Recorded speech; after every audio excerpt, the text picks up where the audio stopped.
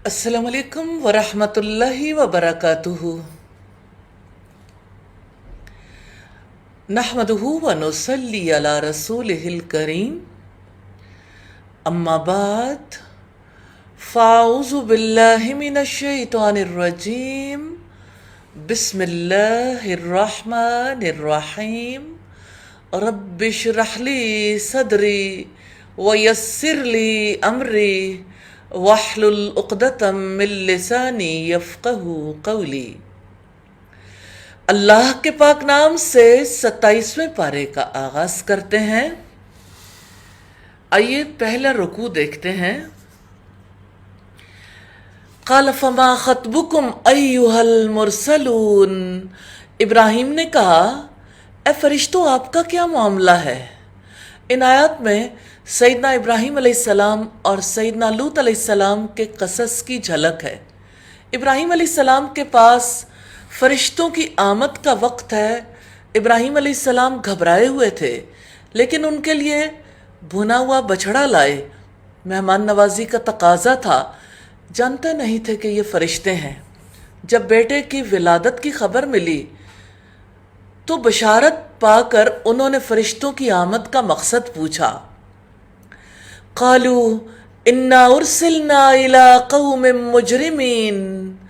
उन्होंने कहा, बिलाशुबा हमें गुनहगार लोगों की तरफ भेजा गया है, यानी कौमे लूत की जानिब, जो कि उस बदकारी में मुब्तला थी जिसे लवातत कहते हैं। लिनुर्सिल अलैहिम हिजारतम मिन तीन, ताकि हम उन पर मट्टी के पत्थर फेंक सकें। कंकर बरसाने का मकसद पूरी कौम को रजम करना था, जो हद से गुजरने वालों के लिए आपके रब की जनाब से निशान ज़दा हैं। यानी कंकरों की मखसूस अलामात थीं जिनकी वजह से पहचान लिया जाता था कि ये अजाब के लिए हैं। सो हमने उसमें जो ईमान वाला था उसे निकाल लिया, तो हमने उसमें मुसलमानों के एक घर के सिवा कोई न पाया। यानी लूत अलैहिस्सलाम के घर में उनकी 2 बेटियां और कुछ ईमान वाले थे। उनकी बीवी ईमान वालों में शामिल नहीं थी। और हमने उसमें उन लोगों के लिए निशानी छोड़ दी जो दर्दनाक अजाब से डरते हैं। आयत से मुराद अजाब के आसार हैं, जो हलाक होने वाली बस्तियों में एक अरसे तक बाकी रहे। वहाँ इंतहाई बदबूदार पानी बहता है, जिसे बहरे मुर्दार बहरे मैयत कहते हैं। सैयदना अब्दुल्लाह इब्न उमर बयान करते हैं, अल्लाह के रसूल सल्लल्लाहु अलैहि वसल्लम ने मकाम हिज्र में फरमाया, इन अजाब याफ्ता लोगों के इलाके में दाखिल होना पड़े, सिर्फ रोते हुए दाखिल होना। अगर रोना ना आए तो उनके इलाके में दाखिल ना होना। कहीं तुम पर भी वो अजाब ना आ जाए जो उन पर नाजिल हुआ था। ये बुखारी की 433 नंबर रिवायत है।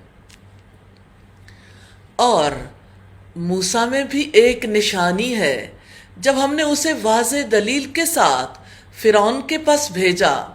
यानी सैयदना मूसा अलैहिस्सलाम के किस्से में भी एक अलामत है। जिन मौजज़ात के साथ मूसा अलैहिस्सलाम को भेजा गया था वो अल्लाह ताला की कुदरत की वाज़े दलीलें थीं।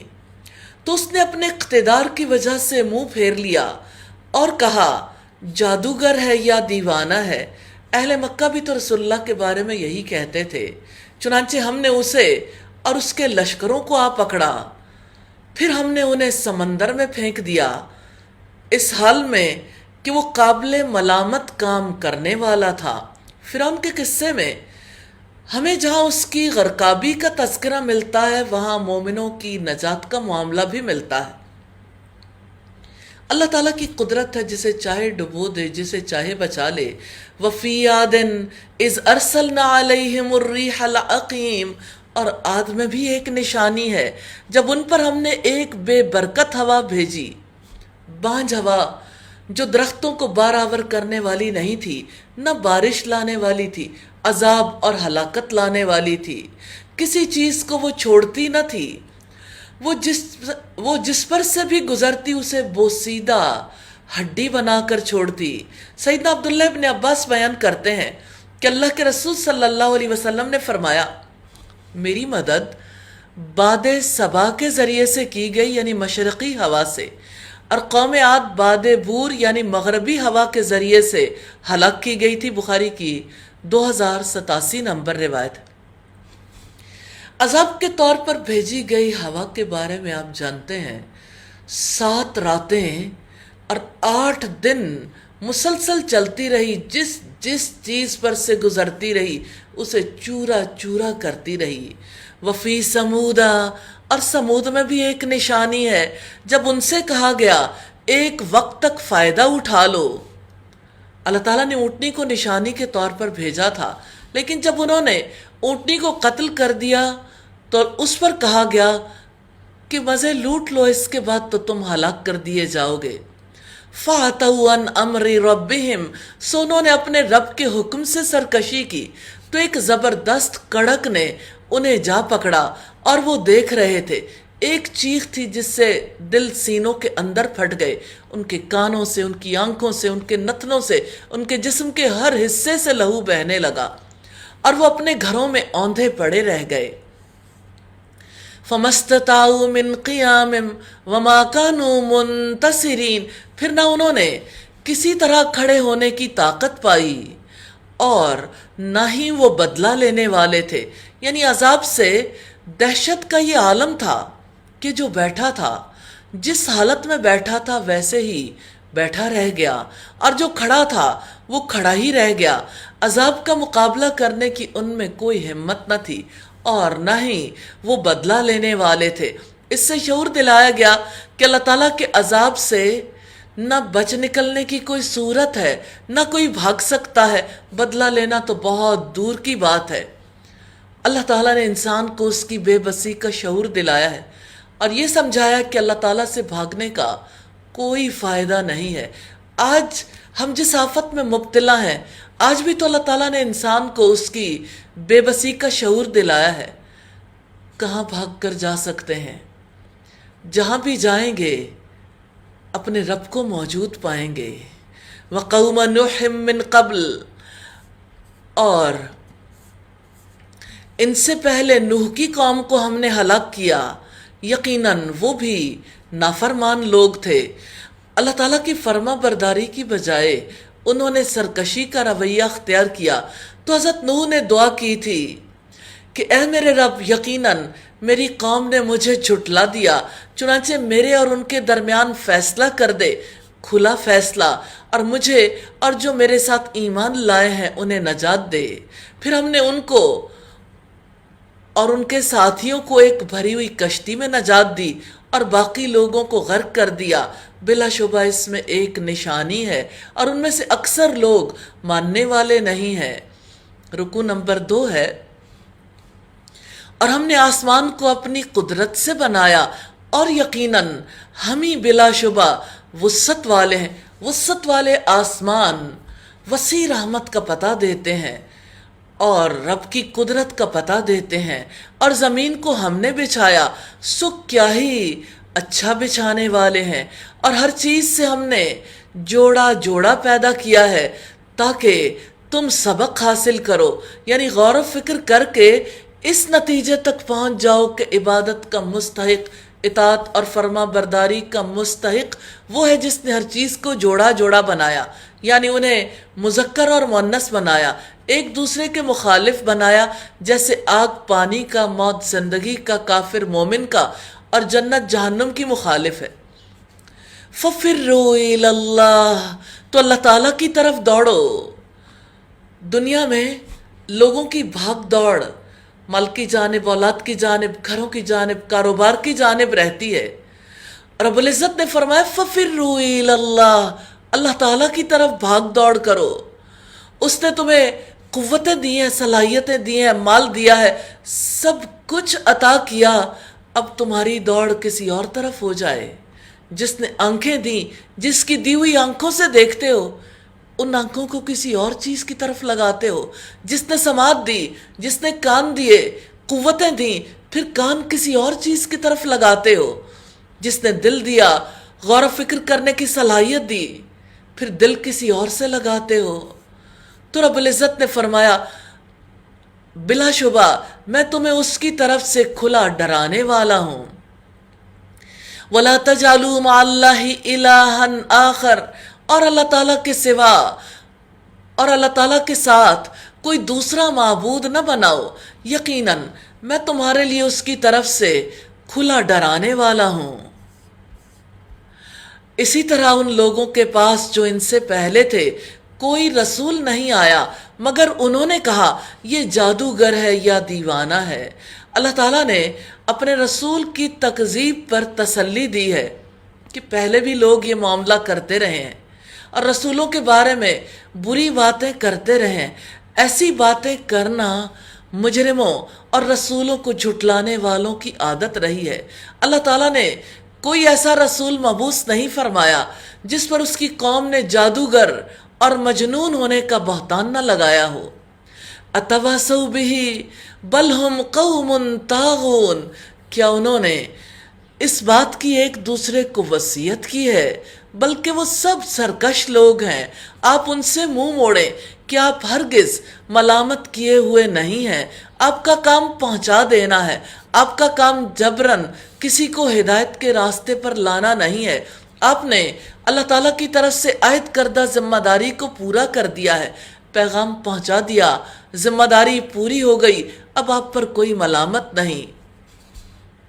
پھر فرمایا وَذَكِّرْ فَإِنَّ الذِّكْرَىٰ تَنفَعُ الْمُؤْمِنِينَ، معذرت خواہ، اور نصیحت کریں، یقیناً نصیحت ایمان والوں کو فائدہ دیتی ہے۔ ایمان والے اپنے یقین کی وجہ سے نصیحت سے فائدہ اٹھاتے ہیں۔ جس میں ایمان کی رمق ہے، نہ نصیحت قبول کرنے کی استطاعت ہے، اس کو تذکیر، اس کو نصیحت کہاں فائدہ دیتی ہے۔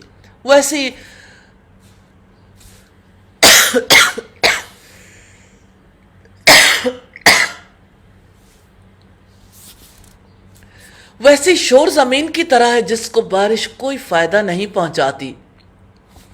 ایسے لوگوں کے پاس اگر ساری نشانیاں آ جائیں تب بھی وہ ایمان نہیں لاتے۔ وَمَا خَلَقْتُ الْجِنَّ وَالْإِنسَ إِلَّا لِيَعْبُدُونَ، اور میں نے جنوں اور انسانوں کو پیدا کیا ہے تاکہ وہ میری عبادت کریں۔ سیدنا ابو ہریرہ بیان کرتے ہیں کہ اللہ کے رسول صلی اللہ علیہ وسلم نے فرمایا ہر بچہ اسلام کی فطرت پر پیدا ہوتا ہے، پھر اس کے ماں باپ اسے یہودی، عیسائی، نصرانی یا مجوسی بنا لیتے ہیں۔ جیسے جانور 4 پاؤں والا ہمیشہ سالم جانور جنتا ہے، کیا تمہیں ان میں کوئی کان کٹا جانور ملتا ہے؟ مسلم کی 2658 نمبر روایت ہے۔ تو جیسے جانور صحیح سالم پیدا ہوتے ہیں ایسے انسان بھی صحیح فطرت پر پیدا ہوتے ہیں، لیکن یہ ماحول ہے جس کے اثرات انسانوں پر مرتب ہوتے ہیں۔ مَا أُرِيدُ مِنْهُمْ مِنْ رِزْقٍ، نہیں میں ارادہ رکھتا ان سے رزق کا، اور نہ ہی میں ارادہ رکھتا ہوں کہ وہ مجھے کھلائیں۔ بلا شبہ اللہ تعالیٰ ہی بے حد رزق دینے والا، طاقت والا، نہایت مضبوط ہے۔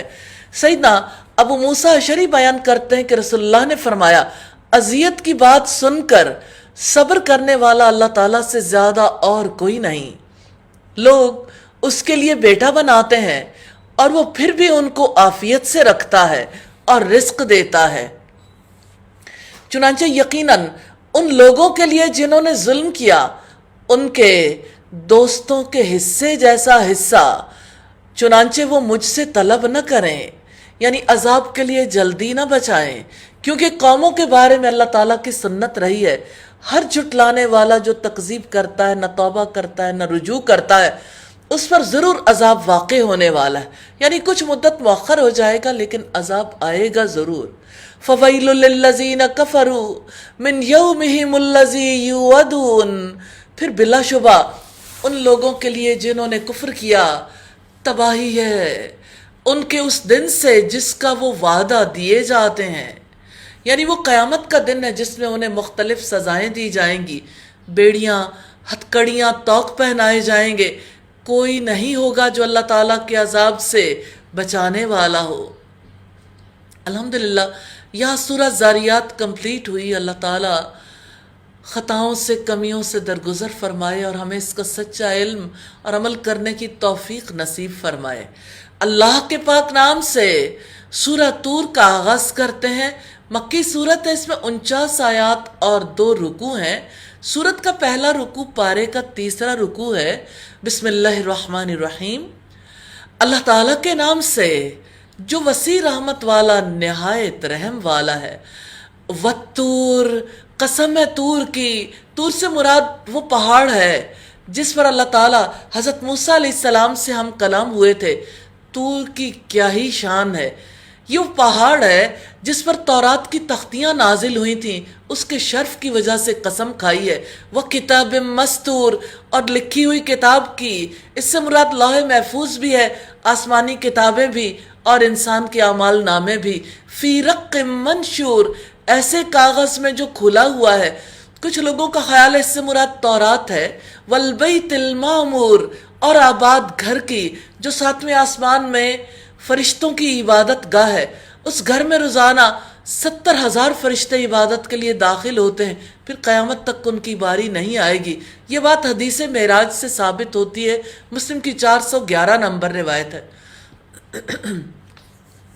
کچھ لوگوں کے خیال میں اس سے مراد بیت اللہ ہے جو عبادت کے لیے آنے والوں سے سدا بھرا رہتا تھا، حتیٰ کہ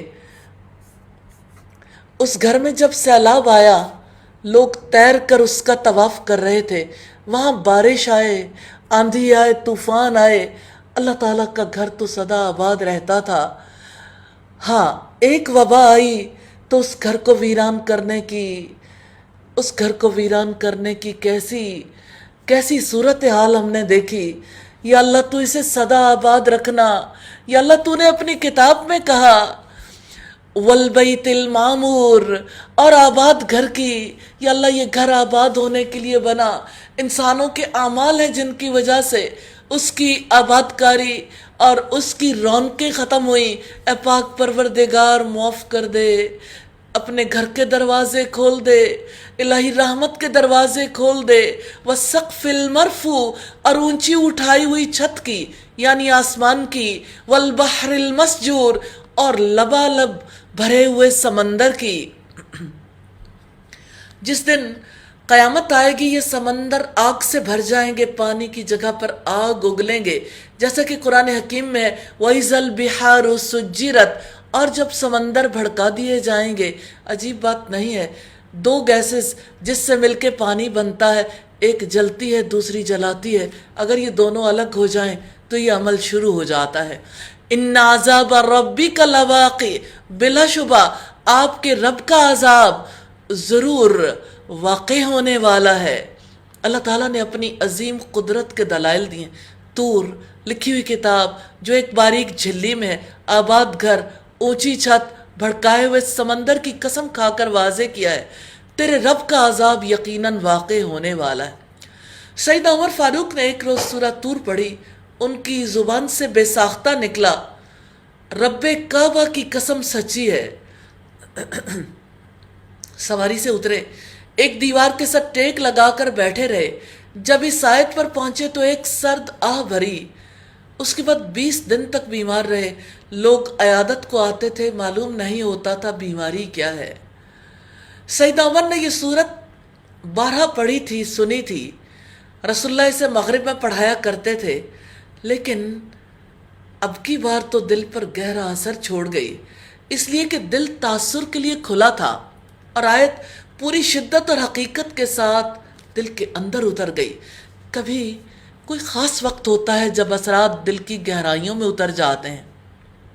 سیدنا جبیر بن مطعم کہتے ہیں کہ میں مسلمان ہونے سے پہلے ایک مرتبہ مدینہ طیبہ آیا تاکہ بدر کے قیدیوں کے بارے میں گفتگو کروں۔ میں پہنچا تو رسول اللہ مغرب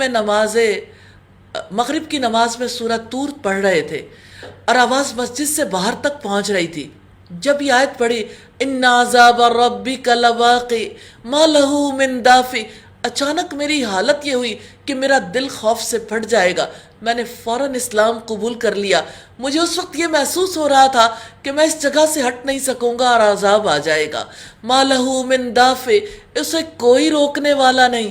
اللہ کے عذاب کو ٹالنے کی کسی میں قدرت نہیں. یوم تمور السماء مورا، جس دن آسمان لرزے گا سخت لرزنا، ٹوٹ پھوٹ کی وجہ سے آسمان ڈگمگا جائے گا.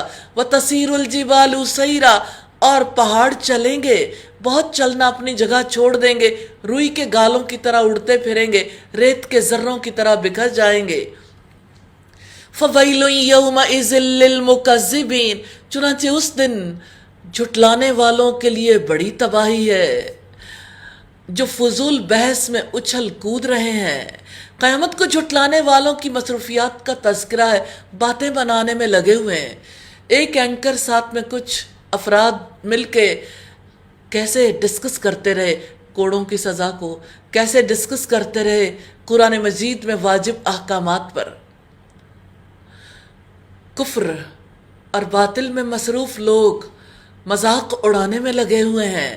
یوم یدعون الی نار جہنم دعا، جس دن انہیں دھکیلا جائے گا جہنم کی آگ کی طرف، سخت دھکیلا جانا. قیامت کے دن مجرموں کو دھکے مار مار کر جہنم کی طرف لے جایا جائے گا. ھذہ النار التی کنتم بہا تکذبون، یہ ہے وہ آگ جسے تم جھٹلاتے تھے.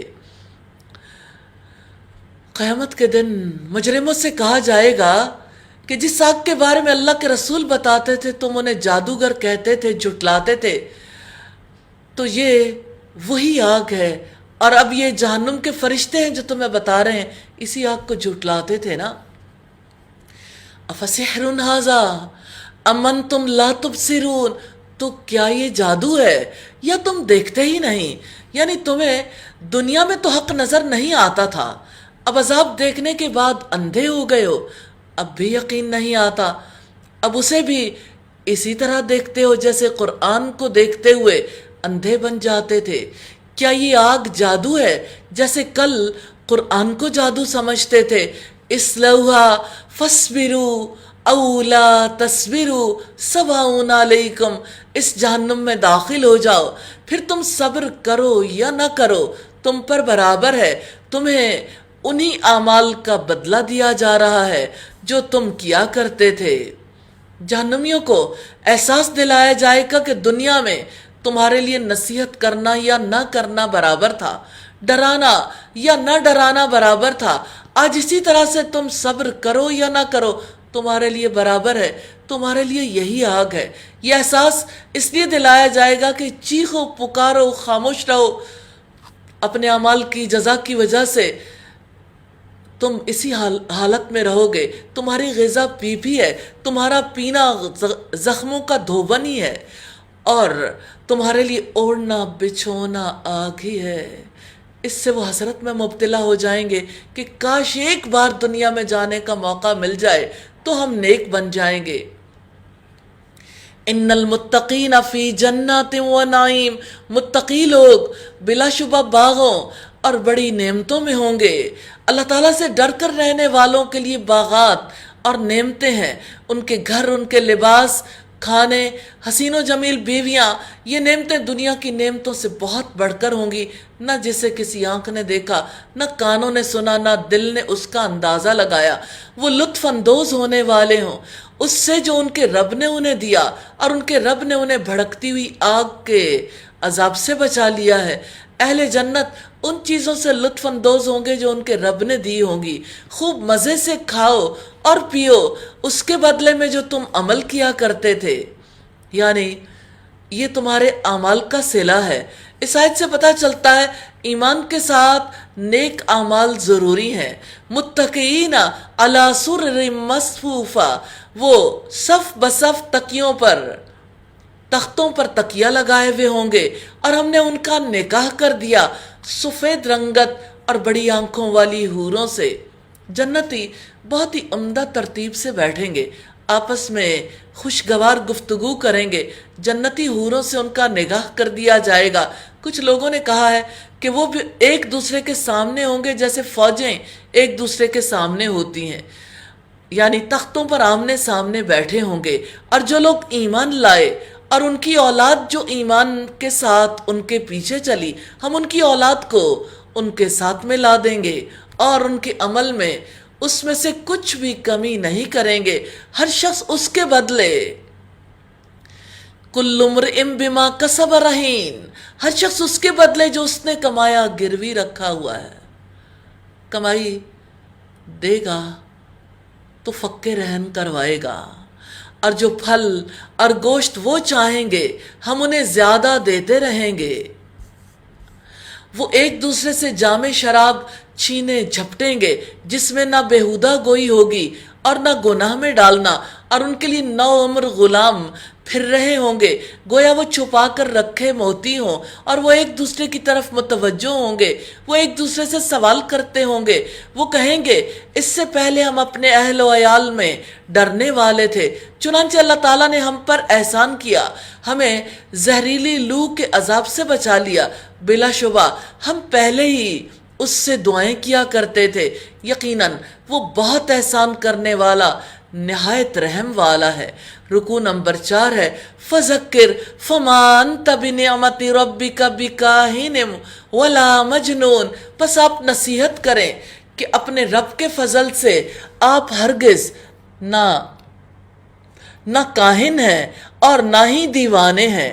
رسول اللہ صلی اللہ علیہ وسلم کو نصیحت کی جا رہی ہے کہ آپ پر اللہ تعالیٰ کے فضل و کرم سے باقاعدہ وحی آتی ہے، آپ شیطان کی دی ہوئی خبروں کی وجہ سے کاہن نہیں ہیں اور نہ ہی دیوانے ہیں۔ جو کلام آپ لوگوں کو پڑھ کر سناتے ہیں وہ حکمت بھرا ہے، کسی دیوانے کی گفتگو نہیں ہے۔ ام یقولون شاعر، کیا وہ کہتے ہیں کہ یہ ایک شاعر ہے؟ کیونکہ رسول اللہ کلام پیش کر رہے تھے جو دلوں کو چھو رہا تھا، اور وہ شاعری کا دور تھا جس پر ہم گردش زمانہ کا انتظار کر رہے ہیں، یعنی زمانے کے حادثوں سے رسول اللہ کو موت آ جائے اور ہمیں چین آ جائے، نعوذ باللہ، جو اس دعوت کی وجہ سے ہم سے چھن گیا ہے۔ قُلْ تَرَبَّصُوا فَإِنِّي مَعَكُمْ مِنَ الْمُتَرَبِّصِينَ، آپ کہہ دیں کہ تم بھی انتظار کرو، بس بلا شبہ میں بھی تمہارے ساتھ ہی انتظار کرنے والوں میں سے ہوں۔ یعنی ہم پہلے دیکھتے ہیں کہ کس کی موت آتی ہے، ہلاکت اور بربادی کس کا مقدر بنتی ہے۔ ام تأمرہم احلامہم، یا ان کی عقل انہیں یہ حکم دیتی ہے، یا وہ لوگ حد سے گزرنے والے ہیں۔ اللہ تعالیٰ نے 2 سوال کیے ہیں، کیا ان کی عقلیں انہیں غلط اور جھوٹ بات کہنے کا حکم دیتی ہیں؟ دوسری بات ہے، یا سرکشی اور گمراہی اور جھوٹے پروپیگنڈے پر ان کی عقل آمادہ کرتی ہے۔ اس طرح ان کے کردار کے بارے میں پتہ چلتا ہے کہ وہ بے عقل ہیں، سرکش اور گمراہ ہیں۔ دنیا میں ایسا نہیں ہے کہ ایسے لوگ مکہ ہی میں پائے جاتے تھے، ہر جگہ ہر زمانے میں ایسے سرکش لوگ موجود ہیں جو اپنی عقل سے کام نہیں لیتے، جو ان لوگوں پر اعتراضات کرنے کے لیے جو اللہ تعالیٰ کے دین کی دعوت کو لے کر اٹھتے ہیں اپنی زبانوں کو بے لگام چھوڑ دیتے ہیں، ان کے خلاف پروپیگنڈا کرتے ہیں، ان کے کردار کی دھجیاں بکھیر دیتے ہیں تاکہ لوگ اللہ تعالیٰ کی ذات سے تعلق نہ جوڑ سکیں۔ کتنا گھٹیا مقصد ہے کہ وہ داعی کو ذلیل اور رسوا نہیں کرتے، دراصل ان کا مقصد یہ ہوتا ہے کہ لوگ دعوت سے رک جائیں، لوگ اس پیغام سے رک جائیں۔ ام یقولون تقولہ بل لا یؤمنون، یا وہ کہتے ہیں کہ اس نے خود ہی سے گھڑ لیا ہے بلکہ وہ ایمان ہی نہیں لاتے۔ یعنی ان کا کفر انہیں الزام تراشی پر آمادہ کرتا ہے، چنانچہ اگر وہ سچے ہیں تو اس جیسی ایک ہی بات بنا کر لے آئیں، یعنی ایسا کلام بنا کر لے آئیں جس کے مضامین زندگی کی اصلاح کرنے والے ہوں، جس میں بلاغت ہو، جس کا اسلوب ایسا ہو جس کی وجہ سے زندگی کے مسائل حل ہو جائیں۔ ام خلقوا من غیر شیء ام هم الخالقون، کیا وہ کسی خالق کے بغیر خود ہی پیدا ہو گئے ہیں یا وہ خود ہی پیدا کرنے والے ہیں؟ یہ سوال اس لیے کیا گیا کہ خالق کی ہدایت کے مطابق تو چلنا پڑتا ہے۔ اب جب یہ اپنے خالق کی ہدایت پر نہیں چل پاتے تو یہ بتائیں کہ کسی خالق کے بغیر ہی پیدا ہو گئے۔ اگر ایسا ہے تو پھر کسی کا بھی حق نہیں کہ انہیں کسی چیز کا حکم دے یا کسی چیز سے روکے، لیکن اگر انہیں ایک خالق نے پیدا کیا ہے تو ان کے پیدا کرنے کا مقصد ہے۔ خالق پیدا کر کے یوں ہی کیسے چھوڑ سکتا ہے؟ یا وہ خود ہی پیدا کرنے والے ہیں؟ اللہ تعالیٰ نے شعور کو بیدار کیا ہے کہ کیا یہ خود خالق ہیں؟ نہیں، خود کو خود نہیں تخلیق کیا، اللہ تعالیٰ نے تخلیق کیا ہے، تو جس کی تخلیق اس کی مرضی۔ ام خلق السماوات والارض، یا آسمانوں اور زمین کو انہوں نے پیدا کیا ہے، بلکہ وہ یقین ہی نہیں رکھتے۔ اللہ تعالیٰ نے شعور بیدار کیا ہے کہ یہ بتاؤ اپنے آپ کو خود بنایا تھا یا کسی اور کو پیدا کیا ہے؟ اس سوال سے انسان کے پاؤں تلے کی زمین کھنچتی ہے۔ رب العزت نے کہا یہ بتاؤ خالق کون ہے؟ اگر آپ نے اپنے آپ کو پیدا نہیں کیا تو یہ بتاؤ زمین و آسمان کا خالق کون ہے؟ کیا آپ نے زمین و آسمان بنائے ہیں؟ پھر مان کیوں نہیں لیتے؟ یقین کیوں نہیں کر لیتے؟ ام عندہم خزائن ربک ام ہم المسیطرون، یا ان کے پاس آپ کے رب کے خزانے ہیں یا وہی حکم چلانے والے ہیں؟ یعنی یہ بتاؤ جس کے پاس کوئی خزانہ ہوتا ہے وہ تو خزانے کا اختیار رکھتا ہے، کیا اللہ تعالیٰ کی رحمت کے خزانے ان کے پاس ہیں؟ کیا وہ رب کی رحمت کو تقسیم کریں گے؟ کیا وہ کسی کو نبی بنائیں گے؟ وہ کسی پر وحی اتاریں گے؟ جس کو چاہے نبوت عطا کریں گے، جس کو چاہے رزق دیں گے، جس سے چاہے روک لیں گے، یا وہی حکم چلانے والے داروغہ، نگہبان اور محافظ کو کہتے ہیں؟ یا اس سے مراد ہے کیا اللہ تعالیٰ کی رحمتوں کے یہ محافظ ہیں کہ تقسیم کے اختیارات ان کو مل گئے؟ جیسے آج یوں لگتا ہے، جب اب بھی نیوز سنتے ہوں گے، اب بھی ایسی سائٹس دیکھتے ہوں گے WHO کی اور باقی، جس سے پتہ چلتا ہے کہ آج کی صورتحال کیا ہے، ماضی میں کیا تھی، آئندہ کیا ہونے والی ہے۔ لیکن عجیب بات ہے، کہیں بھی فارمولا فٹ تو نہیں آتا کہ فلاں عرصے تک اتنی ڈیتھس فلاں علاقے میں ہو جائیں گی۔ یہ تو اللہ کا اختیار ہے۔ اس قدر بے ترتیب ہے سلسلہ کہ یہ بے ترتیبی بتاتی ہے مالک اور ہے، اختیار کسی اور کے پاس ہے۔ ہاں، آپ اندازہ لگا سکتے ہو، لیکن اندازے ضروری نہیں کہ درست ثابت ہو جائیں۔ ام لہم سلم، یا ان کے پاس کوئی سیڑھی ہے جس پر چڑھ کر وہ غور سے سنتے ہیں، تو ان کے سننے والے کو چاہیے کہ واضح دلیل لائے۔ وہی اللہ تعالیٰ کی طرف سے آسمان سے آتی ہے، تو اگر وہ کہتے ہیں ان کا اختیار ہے تو جائیں آسمان پر چڑھیں، وہی کو روک دیں جو محمد صلی اللہ علیہ وسلم پر نازل ہوئی، اس وحی کے آنے کو بند کر دیں۔ اگر ان کا کوئی زور چلتا ہے، آسمان والوں پر زور چلا کر دیکھیں، فرشتوں کی باتیں سن کر دیکھیں، وحی کی معلومات لے کر دیکھیں، تو ان کے سننے والے کو چاہیے کہ واضح دلیل لائے۔ اللہ تعالیٰ نے انہیں بے دلیل ثابت کرنے کے لیے آسمانوں پر جانے کی دلیل طلب کی، یعنی جا کر سن سکتے ہو تو سناؤ۔ ام لہ البنات ولکم البنون، کیا اس کے لیے بیٹیاں ہیں اور تمہارے لیے بیٹے؟ یعنی اپنے لیے تو تم بیٹی پسند نہ کرو، اور تمہاری سوچ یہیں تک پہنچتی ہے کہ اللہ تعالیٰ کے لیے تم بیٹیاں بنا دو۔ یعنی گویا تم اللہ تعالیٰ کو اتنا بے وقت سمجھتے ہو، نعوذ باللہ، کہ تم بڑے زوراور ہو، اپنے لیے بیٹے پسند کرتے ہو، اور اللہ تعالیٰ کو نہ اولاد کی ضرورت ہے اور نہ وہ کسی کی اولاد ہے، جبکہ تم خود بیٹھ کر اس کے لیے بیٹیاں گھڑتے ہو، لکھتے ہو، کہتے ہو، زبانوں سے کہتے ہو۔ ذرا غور تو کرو تمہارا تصور کتنا گھٹیا ہے، تم اللہ تعالیٰ کو کتنا بے وقت سمجھتے ہو، کتنا بے قدر و قیمت سمجھتے ہو۔ ام تسألہم اجرا فہم من مغرم مثقلون، یا آپ ان سے کوئی اجرت مانگتے ہیں کہ وہ تاوان سے بوجھل کیے جانے والے ہیں؟ ایک اور سوال ہے، جب آپ انہیں اللہ تعالیٰ کا پیغام پہنچاتے ہو، وہی سناتے ہو، کیا آپ ان سے اجرت مانگتے ہو یا تاوان؟ کیا تاوان کے بوجھ سے وہ بوجھل ہیں، یعنی ان کے سر پر اتنی مٹی ہے کہ بوجھ تلے دب گئے ہیں، یا ان کے لیے بہت بڑا انتظام کرنا ہے، یا اس کی بڑی قیمت ادا کرنی ہے، یا آپ کو بہت سے خزانے دینے ہیں؟ اگر ایسی بات نہیں تو غور تو کرو، تکذیب، جھٹلانا کس کے لیے ہے؟ ام عندہم الغیب فہم یکتبون، یا ان کے پاس کوئی غیب ہے کہ وہ لکھتے ہوں؟ یعنی کیا وہ تقدیر کے فیصلے کرتے ہیں؟ وہ تو پیغمبر بھی نہیں کر سکتا۔ اب محمد صلی اللہ علیہ وسلم کے خلاف کچھ کر سکتے ہو تو کر دیکھو۔ ام یریدون کیدن، کیا وہ کسی چال کا ارادہ رکھتے ہیں؟ تو جن لوگوں نے کفر کیا وہی چال میں آنے والے ہیں۔ رسول اللہ کو ہلاک کرنا چاہتے تھے، اللہ تعالیٰ نے واضح فرمایا تمہاری چال تمہارے اپنے خلاف الٹے گی، کیونکہ طے یہ کیا تھا کہ ہر قبیلے کا ایک ایک شخص اٹھے گا، ایک ہی وقت میں حملہ کریں گے، نعوذ باللہ رسول اللہ کو ختم کر دیں گے۔ اللہ کے رسول کو رب العزت نے حکم دیا، گھر سے نکلو، مٹی کی مٹھی اٹھاؤ، یہ کہہ کر پھینک دو، شاہت الوجوہ، چہرے بگڑ جائیں۔ جب آپ نے ایک مٹھی مٹی کی بھر کر ان پر پھینکی تو جانتے ہیں نتیجہ کیا ہوا؟ انہیں دکھائی دینا بند ہو گیا، یعنی جیسے مٹی آنکھوں میں پڑتی ہے آندھی طوفان کے وقت تو کچھ دیر تک انسان اپنی آنکھوں کو ملتا رہتا ہے، پھر دھوتا ہے، پھر دیکھنے کے قابل ہوتا ہے، تو وہ آنکھیں ملتے رہ گئے اور رسول اللہ وہاں سے نکل گئے اور انہیں پتہ ہی نہ چلا۔ ام لہم الہ غیر اللہ، یا ان کے لیے اللہ تعالیٰ کے سوا کوئی معبود ہے؟ پاک ہے اللہ تعالیٰ اس سے جو وہ شرک کرتے ہیں۔ کون ہے جو انہیں اللہ کے ماں سوا اللہ تعالیٰ کے عذاب سے بچا سکتا ہو؟ اصل بات یہ کہ ان کی سوچ ہی ناپاک ہے اور اللہ تعالیٰ تمام شریکوں سے پاک ہے۔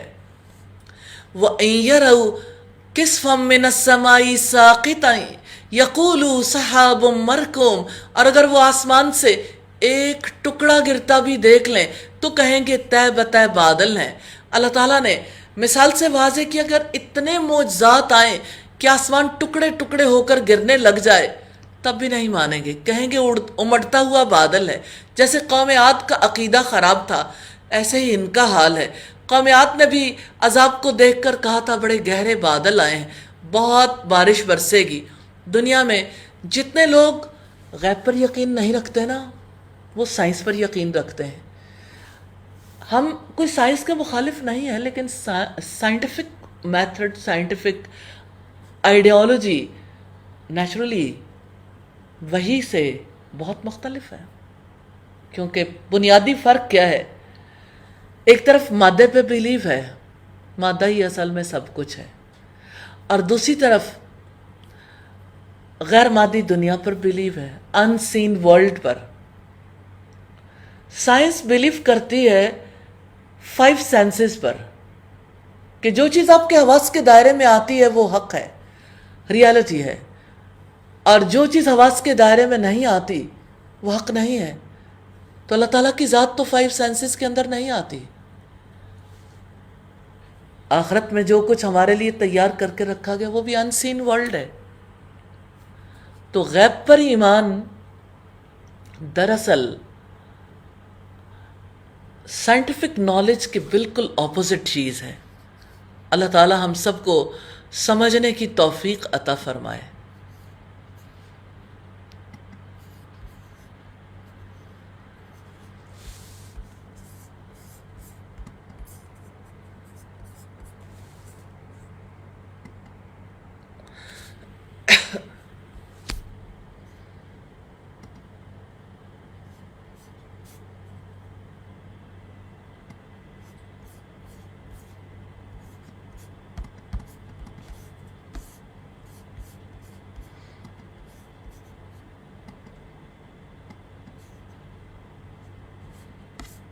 معذرت خواہوں،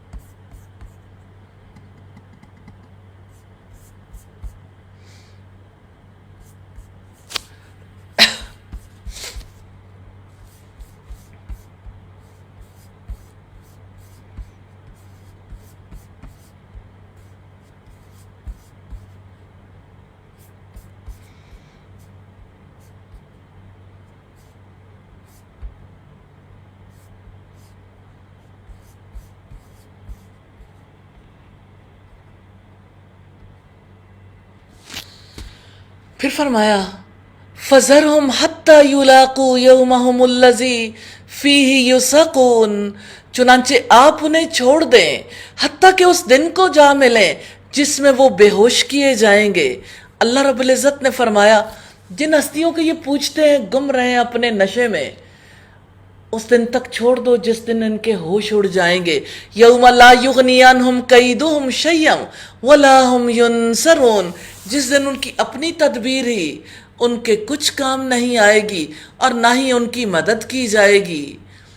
اللہ تعالیٰ نے قیامت کے منظر میں حاضر کر کے دکھایا ہے کہ دیکھو آج نہ کوئی چال کام آ رہی ہے، نہ کوئی اور مدد کرنے والا ہے، آج بے یار و مددگار رہ گئے ہو نا۔ یوں اللہ تعالیٰ انہیں پلٹ آنے پر آمادہ کرتے ہیں، اور جن لوگوں نے ظلم کیا ہے بلا شبہ ان کے لیے اس آخرت کے علاوہ بھی ایک عذاب ہے، لیکن ان کی میجورٹی نہیں جانتی۔ اور اپنے رب کا حکم آنے تک آپ صبر کریں۔ رسول اللہ صلی اللہ علیہ وسلم کو رب کا فیصلہ آنے تک صبر کرنے کے لیے کہا گیا، اور آپ اپنے رب کا حکم آنے تک صبر کریں۔ فَإِنَّكَ بِأَعْيُنِنَا، بے شک آپ ہماری نگاہوں میں ہیں۔ اور اپنے رب کی حمد کے ساتھ آپ تسبیح کیا کریں جب آپ اٹھیں، یعنی جب مجلس کا اختتام کریں تو تسبیح کریں۔ سیدنا ابو برزہ اسلمی بیان کرتے ہیں کہ نبی صلی اللہ علیہ وسلم اپنے آخری ایام میں جب کسی مجلس سے اٹھتے تو یہ کلمات پڑھتے تھے، سبحانک اللہم وبحمدک اشہد ان لا الہ الا انت استغفرک واتوب الیک۔ وَمِنَ اللَّيْلِ فَسَبِّحْهُ وَإِدْبَارَ النُّجُومِ، اور رات کو بھی اس کی تسبیح کریں، اس سے مراد قیام اللیل ہے، اور ستاروں کے جانے کے بعد بھی، اس سے مراد فجر کے وقت کی 2 سنتیں ہیں۔ نبی صلی اللہ علیہ وسلم ان سنتوں کی بڑی حفاظت فرماتے تھے۔ الحمدللہ سورہ طور کمپلیٹ ہوئی۔ الہی خطائیں غلطیاں معاف کر دے، اور الہی ہمیں اس کا سچا علم اور سمجھ نصیب کر دے اور عمل کرنے کی توفیق عطا فرما دے۔ اللہ کے پاک نام سے سورہ نجم کا آغاز کرتے ہیں۔ سورہ النجم مکی سورت ہے، اس میں 62 آیات اور 3 رکوع ہیں۔ اس کا نام پہلی آیت سے ماخوذ ہے۔ مرکزی موضوع توحید ہے، وحی کی صداقت ہے، رسالت ہے، آخرت شرک کی کمزوری کو واضح کیا گیا۔ سیدنا عبداللہ ابن مسعود نے بیان کیا کہ سب سے پہلے نازل ہونے والی سجدہ والی سورت سورہ نجم ہے۔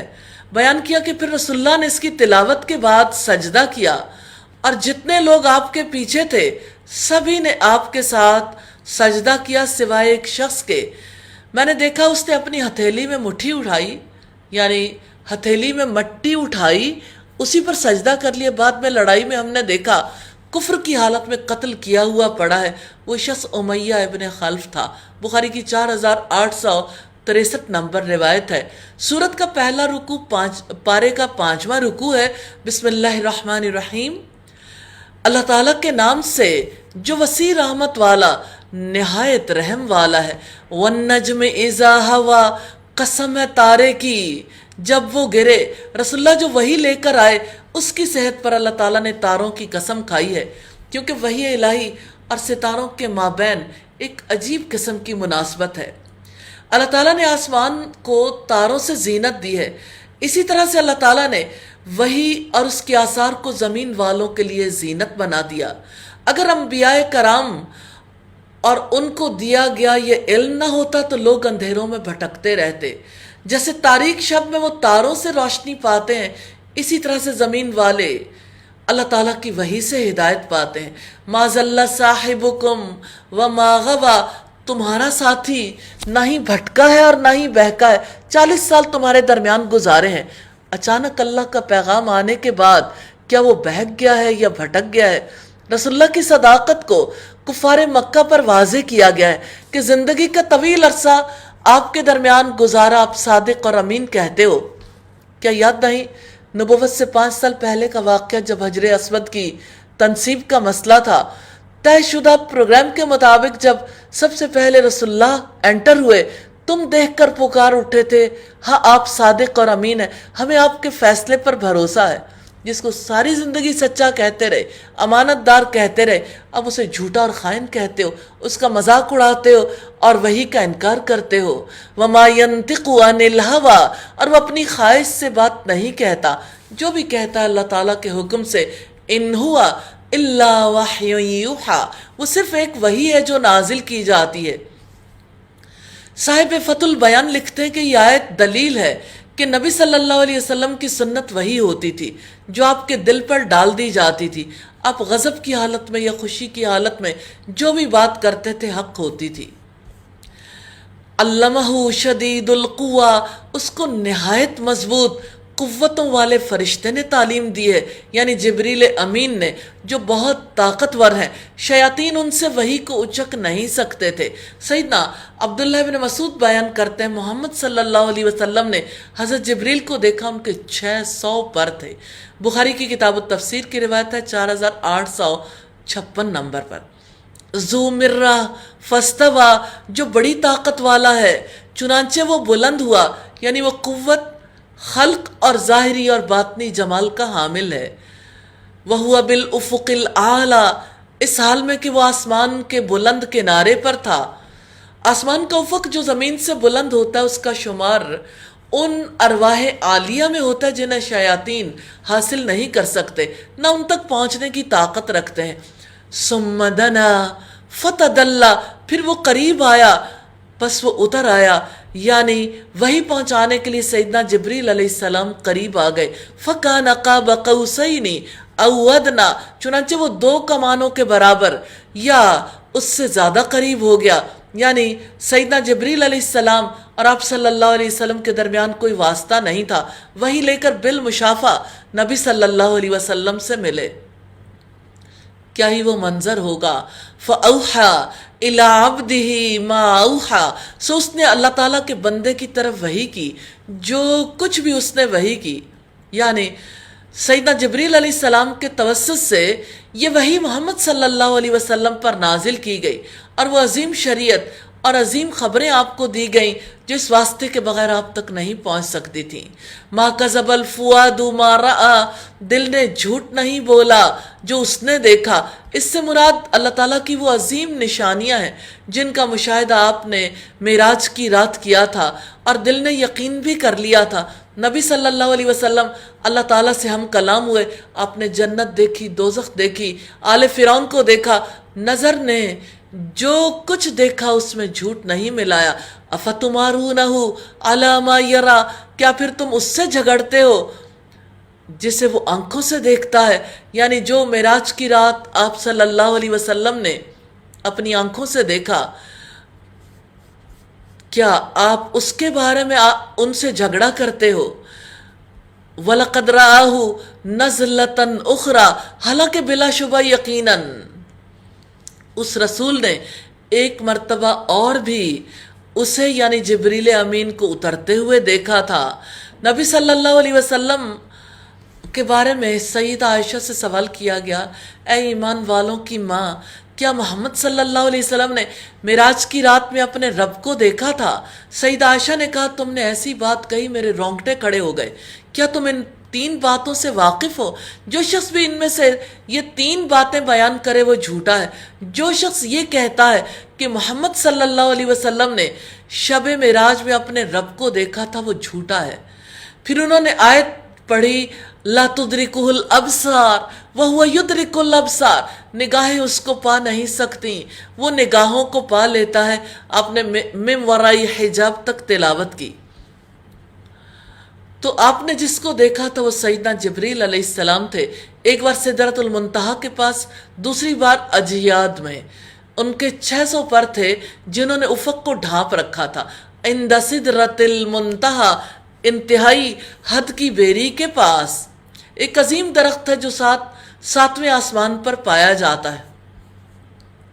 عندہا جنت المأویٰ، اسی کے پاس ہمیشہ رہنے کی جنت ہے۔ جبکہ سدرہ بیری کو ڈھانپ رہا تھا، وہ جو ڈھانپ رہا تھا یعنی امر الہی، اسے ایک عظیم چیز نے ڈھانپ رکھا تھا، اس کا وصف اللہ تعالیٰ کے سوا کوئی نہیں جانتا۔ ما زاغ البصر وما طغیٰ، نگاہ یہ کس کی نگاہ ہے؟ محمد صلی اللہ علیہ وسلم کی نگاہ نہ ہی ادھر ادھر ہوئی اور نہ ہی وہ حد سے بڑھی، انتہائی ادب کی تصویر کشی ہے۔ رسول اللہ صلی اللہ علیہ وسلم نے پہلی وحی سے لے کر سورہ نجم تک کیسی تربیت حاصل کی تھی۔ پہلی وحی میں کتنی گھبراہٹ تھی، جب آپ نے کہا تھا ما انا بقارن، میں تو پڑھنے والا نہیں ہوں، جب آپ نے کہا تھا زملونی زملونی، مجھے کچھ اڑا دو، جب آپ اٹھ بیٹھے اور آپ نے کہا تھا لقد خشیت علی نفسی، مجھے میری جان کا ڈر ہے، پھر دوسری وحی میں جب آپ نے کہا دسرونی دسرونی، مجھے کچھ اڑا دو، کمبل اڑا دو، اور پھر آپ دیکھیے کہ وحی کے اس عرصے کے دوران کیسا ادب سیکھا ہے کہ نگاہ نہ ادھر ادھر ہوئی نہ حد سے بڑھی، ادب کے ساتھ نگاہیں جھکائے نبی صلی اللہ علیہ وسلم اللہ تعالیٰ کے سامنے حاضر تھے۔ ارد گرد عذاب تھے، ارد گرد نعمتیں تھیں، اتنی تجلیات تھیں، لیکن آپ کی شخصیت میں اتنا ٹھہراؤ آ گیا تھا، اتنی تربیت کے بغیر یہ ٹھہراؤ نہیں آ سکتا۔ آپ کے ادب کو سامنے رکھا گیا۔ آج تک انسان ایسا خواب نہیں دیکھ سکے کہ زمین سے کسی سیارے تک پہنچنے کے لیے انسان اس اذیت کو برداشت کر سکے جو اتنی تیزی سے سفر کرنے کی وجہ سے جسم پر مرتب ہوتا ہے۔ اللہ تعالیٰ کیسے رسول اللہ کو زمین سے 7ویں آسمان سدرۃ المنتہا تک لے گئے، اور آپ سوچئے کہ اللہ تعالیٰ نے کیسے رسول اللہ کو تھکاوٹ سے بچایا۔ وہ جو چاہے کر سکتا ہے، لیکن اب صلی اللہ علیہ وسلم کی اس وقت کیفیت کیا تھی؟ انتہائی ادب ہے، کوئی گھبراہٹ نہیں، کوئی ایکسائٹمنٹ نہیں۔ آپ کسی انتہائی خوبصورت مقام پر جاتے ہیں، پہلا کام کیا ہوتا ہے؟ ادھر ادھر دیکھتے ہیں یہ جگہ کیسی ہے، لیکن جنت دیکھنے والے، سدرۃ المنتہا دیکھنے والے رسول اللہ صلی اللہ علیہ وسلم نے ایک بار بھی نظر بھر کر نہیں دیکھا۔ جو دکھایا گیا وہ دیکھا، جو نہیں دکھایا گیا اس کی طرف نظر نہیں کی۔ اللہم صلی علی محمد وبارک وسلم علیہ لقد رآ من آیات ربہ الکبریٰ، بلا شبہ یقیناً اس نے اپنے رب کی کچھ بہت بڑی نشانیاں دیکھی۔ سیدنا عبداللہ ابن مسعود نے اس آیت کے بارے میں بتایا کہ نبی صلی اللہ علیہ وسلم نے رف رف سبز فرش کو دیکھا جس نے آسمان کے کناروں کو ڈھانپ لیا تھا۔ لوگوں کو اس مقام پر جو غلط فہمی ہے کہ آپ نے اپنے رب کو دیکھا، تو ایسی بات نہیں کہ اللہ کے رسول نے تبلیغ دین میں کوئی بات چھپائی ہو۔ اللہ تعالیٰ نے تو حکم دیا یا ایھا الرسول بلغ ما انزل الیک من ربک، اے رسول پہنچا دیجئے وہ سب کچھ جو آپ کے رب کی طرف سے آپ پر اتارا گیا ہے۔ ہاں، آپ نے جو دیکھا وہ جبریل امین تھے۔ سیدنا انس بیان کرتے ہیں کہ رسول اللہ صلی اللہ علیہ وسلم نے فرمایا، میں جنت کی سیر کر رہا تھا، ایک نہر میرے سامنے لائی گئی، اس کے دونوں طرف موتیوں کے خیمے تھے۔ میں نے جبریل سے پوچھا یہ کیا ہے؟ انہوں نے کہا یہ کوثر ہے جو اللہ تعالیٰ نے آپ کو دی ہے۔ پھر انہوں نے ہاتھ ڈالا اور اس کی مٹی نکالی تو وہ مشک تھی۔ پھر میرے لیے سدرۃ المنتہا کو بلند کیا گیا اور میں نے اس پر ایک بڑا نور دیکھا۔ ترمذی کی 3360 نمبر روایت ہے۔ افرائیتم اللات والعزیٰ، کیا تم نے لات اور عزیٰ کو دیکھا؟ یہ دو بت تھے جنہیں مشرکین عرب پوجتے تھے۔ ومناۃ الثالثۃ الاخری، اور ایک تیسری منات کو جو بت مکہ اور مدینہ کے درمیان رکھا گیا تھا۔ اور انصار کہتے تھے کہ یا رسول اللہ ہم منات کی تعظیم کے لیے صفا اور مروہ کے درمیان صحیح نہیں کیا کرتے۔ الکم الذکر ولہ الانثیٰ، کیا تمہارے لیے لڑکے ہوں اور اس کے لیے لڑکیاں؟ تلک اذن قسمۃ ضیزیٰ، تب تو یہ بڑی ناانصافی کی تقسیم ہے، ظالمانہ تقسیم ہے، بیٹے دے کر زور آور کرے اور خود بیٹیاں رکھ کر کمزور ہو جائے۔ ان ہی الا اسماء سمیتموہا، یہ بات کچھ نہیں سوائے چند ناموں کے جو تم نے اور تمہارے باپ دادا نے رکھ لی ہیں، ان کی اللہ تعالیٰ نے کوئی دلیل نازل نہیں کی، نہیں وہ پیچھے چلتے مگر وہم و گمان کے اور جو ان کے دل چاہتے ہیں، حالانکہ بلا شبہ یقیناً ان کے رب کی جناب سے ان کے پاس ہدایت آ چکی ہے۔ ام للانسان ما تمنا، یا انسان کے لیے وہی ہے جس کی وہ خواہش کرتا ہے، یعنی وہ چاہتا ہے کہ ایسے کام کر لے جو اللہ تعالیٰ کو ناپسند ہے، جن کو اللہ نے حرام قرار دیا، اور آخرت میں یہ توقع رکھتا ہے کہ میری شفاعت ہو جائے گی۔ فَلِلَّهِ الْآخِرَةُ وَالْأُولَى، سو آخرت اور دنیا تو بس اللہ تعالیٰ ہی کے ہیں، وہ جسے چاہتا ہے عطا کرتا ہے، جس کو چاہتا ہے محروم کر دیتا ہے۔ جو ہے عارضی ہے، دیا ہوا اسی کا ہے، جو ہوگا وہ باقی ہے، دیا ہوا اسی کا ہوگا۔ رکو نمبر 6 ہے، وَكَمْ مِن مَلَكٍ فِي السَّمَاوَاتِ لَا تُغْنِي شَفَاعَتُهُمْ شَيْئًا، اور آسمانوں میں کتنے ہی فرشتے ہیں جن کی سفارش کچھ بھی کام نہیں آ سکتی مگر اس کے بعد کہ اللہ تعالیٰ اجازت دے اور جس کے لیے چاہے پسند کرے۔ یقیناً جو لوگ آخرت پر ایمان نہیں لاتے بلا شبہ وہ فرشتوں کے عورتوں کے سے نام رکھتے ہیں، حالانکہ انہیں اس کا کوئی علم نہیں، وہ محض اپنے گمان کے پیچھے چلتے ہیں، اور بلا شبہ گمان حق کی جگہ کچھ بھی کام نہیں دے سکتا۔ چنانچہ اس سے منہ پھیر لو جو ہماری نصیحت سے منہ موڑتا ہے اور دنیا کی زندگی کے سوا کچھ نہیں چاہتا۔ سیدہ عائشہ سے روایت ہے، رسول اللہ نے فرمایا، دنیا اس کا گھر ہے جس کا آخرت میں گھر نہ ہو، اور دنیا اس کا مال ہے جس کا آخرت میں مال نہ ہو۔ ذالک مبلغہم من العلم، یہ ان کے علم کی حد ہے۔ بلا شبہ آپ کا رب ہی خوب جانتا ہے کہ اس کے راستے سے کون بھٹک گیا ہے، اور وہی خوب جانتا ہے کہ راہ راست پر کون ہے۔ اور اللہ تعالیٰ ہی کا ہے جو کچھ آسمانوں میں ہے اور جو کچھ زمین میں ہے، تاکہ جنہوں نے برائیاں کی انہیں اس کا بدلہ دے جو انہوں نے عمل کیا، اور جن لوگوں نے بھلائی کی انہیں بھلائی کے ساتھ بدلہ دے۔ وہ لوگ جو چھوٹے سے گناہ کے سوا بڑے گناہوں اور بے حیائی کے کاموں سے بچتے ہیں، یقیناً تیرا رب وسیع مغفرت والا ہے، وہ تمہیں اس وقت سے زیادہ جاننے والا ہے جب اس نے تمہیں زمین سے پیدا کیا اور جب تم اپنی ماؤں کے پیٹوں میں بچے تھے۔ سو اپنے نفس کی پاکیزگی کے دعوے نہ کرو، وہ زیادہ جاننے والا ہے اس کو جس نے تقوی اختیار کیا۔ رکو نمبر 7 ہے، افرائیت الذی تولی، تو کیا آپ نے دیکھا اس شخص کو جس نے منہ موڑا اور اس نے تھوڑا سا دیا اور رک گیا۔ وَآتَى قَلِيلًا وَأَكْدَى، اور اس نے تھوڑا سا دیا اور رک گیا۔ اکدا کہتے ہیں، اور اسی سے اور ورڈز بھی آتے ہیں، سخت پتھر کو کہتے ہیں جو کوئی کنواں یا بنیاد کھودتے ہوئے زمین میں نکل آئے، کھدائی کے لیے رکاوٹ بن جائے۔ اکدا کے معنی ہے کہ پہلے کچھ دیا پھر دینے سے رک گیا۔ عندہ علم الغیب فہو یرا، کیا اس کے پاس غیب کا علم ہے کہ وہ دیکھ رہا ہے، یا ان باتوں کی اسے خبر ہی نہیں دی گئی جو موسیٰ کے صحیفوں میں ہے اور ابراہیم کے صحیفوں میں، جس نے وفا کا حق ادا کر دیا، یہ کہ کوئی بوجھ اٹھانے والی جان کسی دوسرے کا بوجھ نہ اٹھائے گی، اور یہ کہ انسان کے لیے صرف وہی ہے جس کی خود اس نے کوشش کی، اور بلا شبہ اس کی کوشش جلد ہی اسے دکھائی جائے گی، یعنی وہ اپنی نیکی اور برائی میں تمیز نہیں کر سکے گا،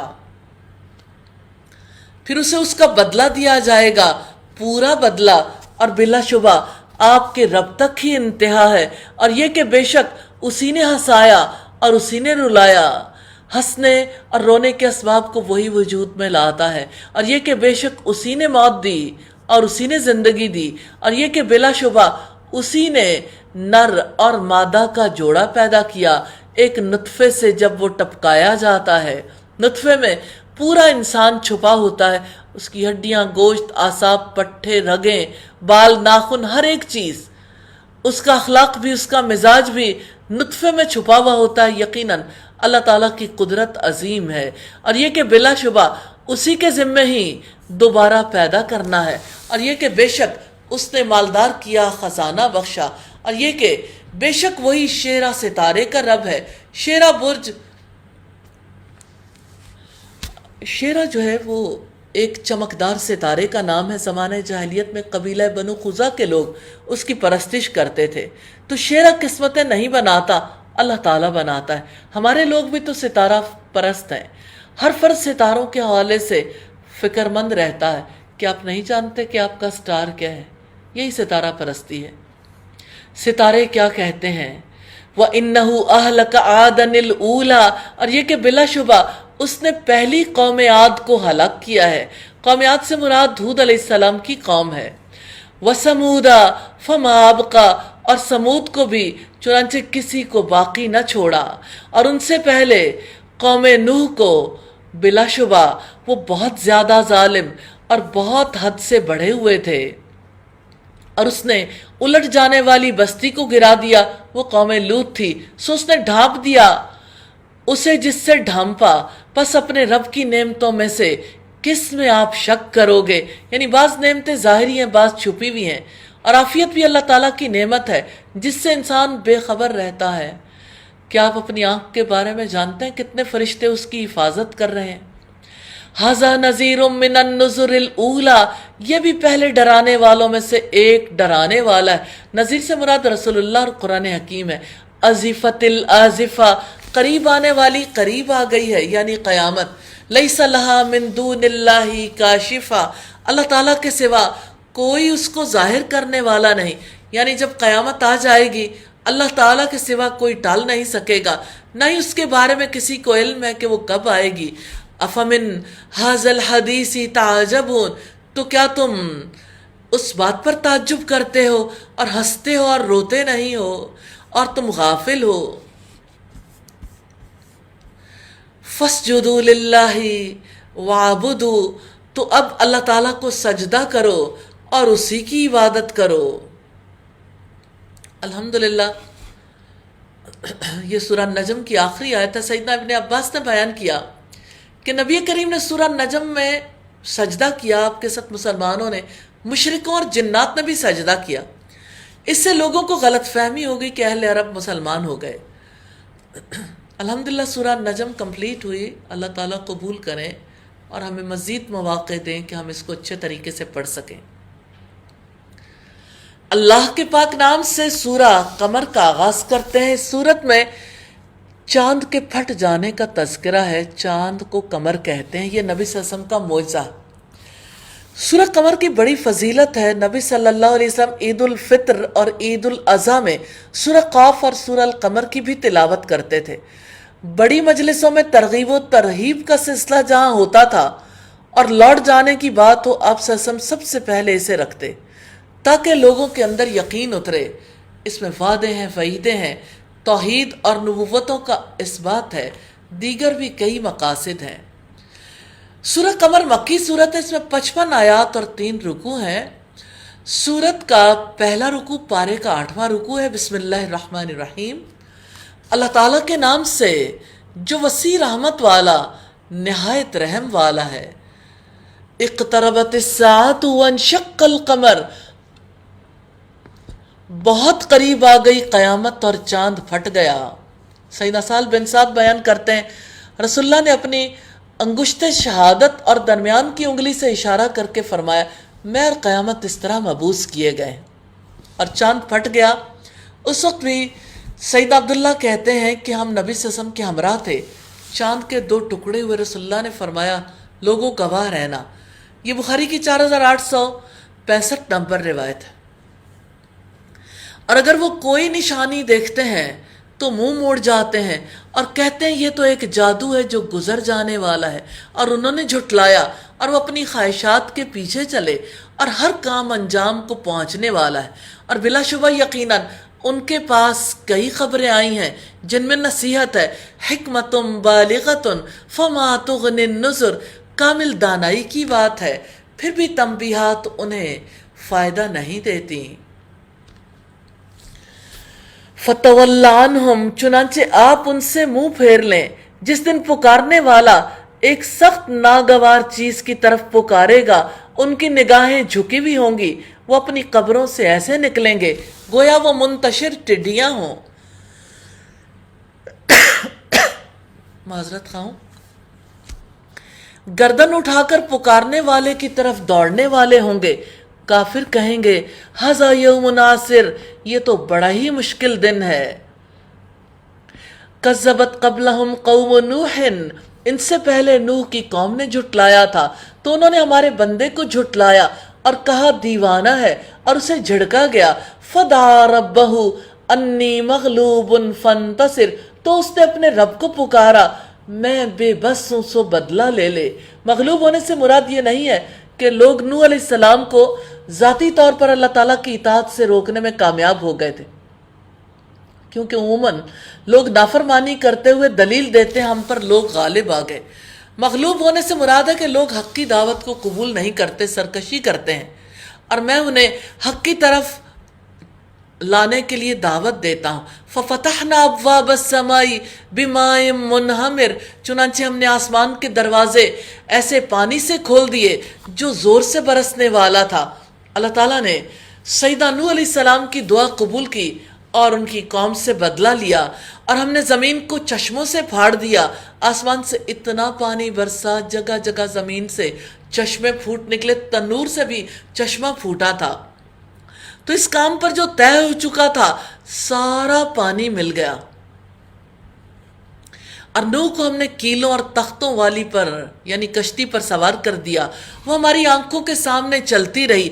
ये था बदला उस शख्स के लिए जिसका इनकार किया गया था, और बिलाशुबा यकीनन उसको हमने एक निशानी बनाकर छोड़ दिया है। तो क्या है कोई नसीहत कबूल करने वाला? फिर कैसा था मेरा अजाब और मेरा डराना। देखो तो सही, कैसी दुनिया से मोहब्बत थी, कैसी तमन्नाएं थी, सब गर्क हो गई। ऐसा ना हो कि आप भी ख्वाहिशात में गर्क हो जाएं।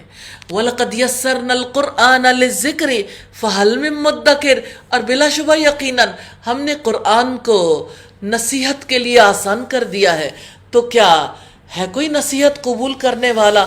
इमाम शौकानी कहते हैं इस आयत करीमा में मुसलमानों को कुरान पढ़ने, उसकी तिलावत करने और उसको सीखने में जल्दी करने की रग़बत दिलाई गई है।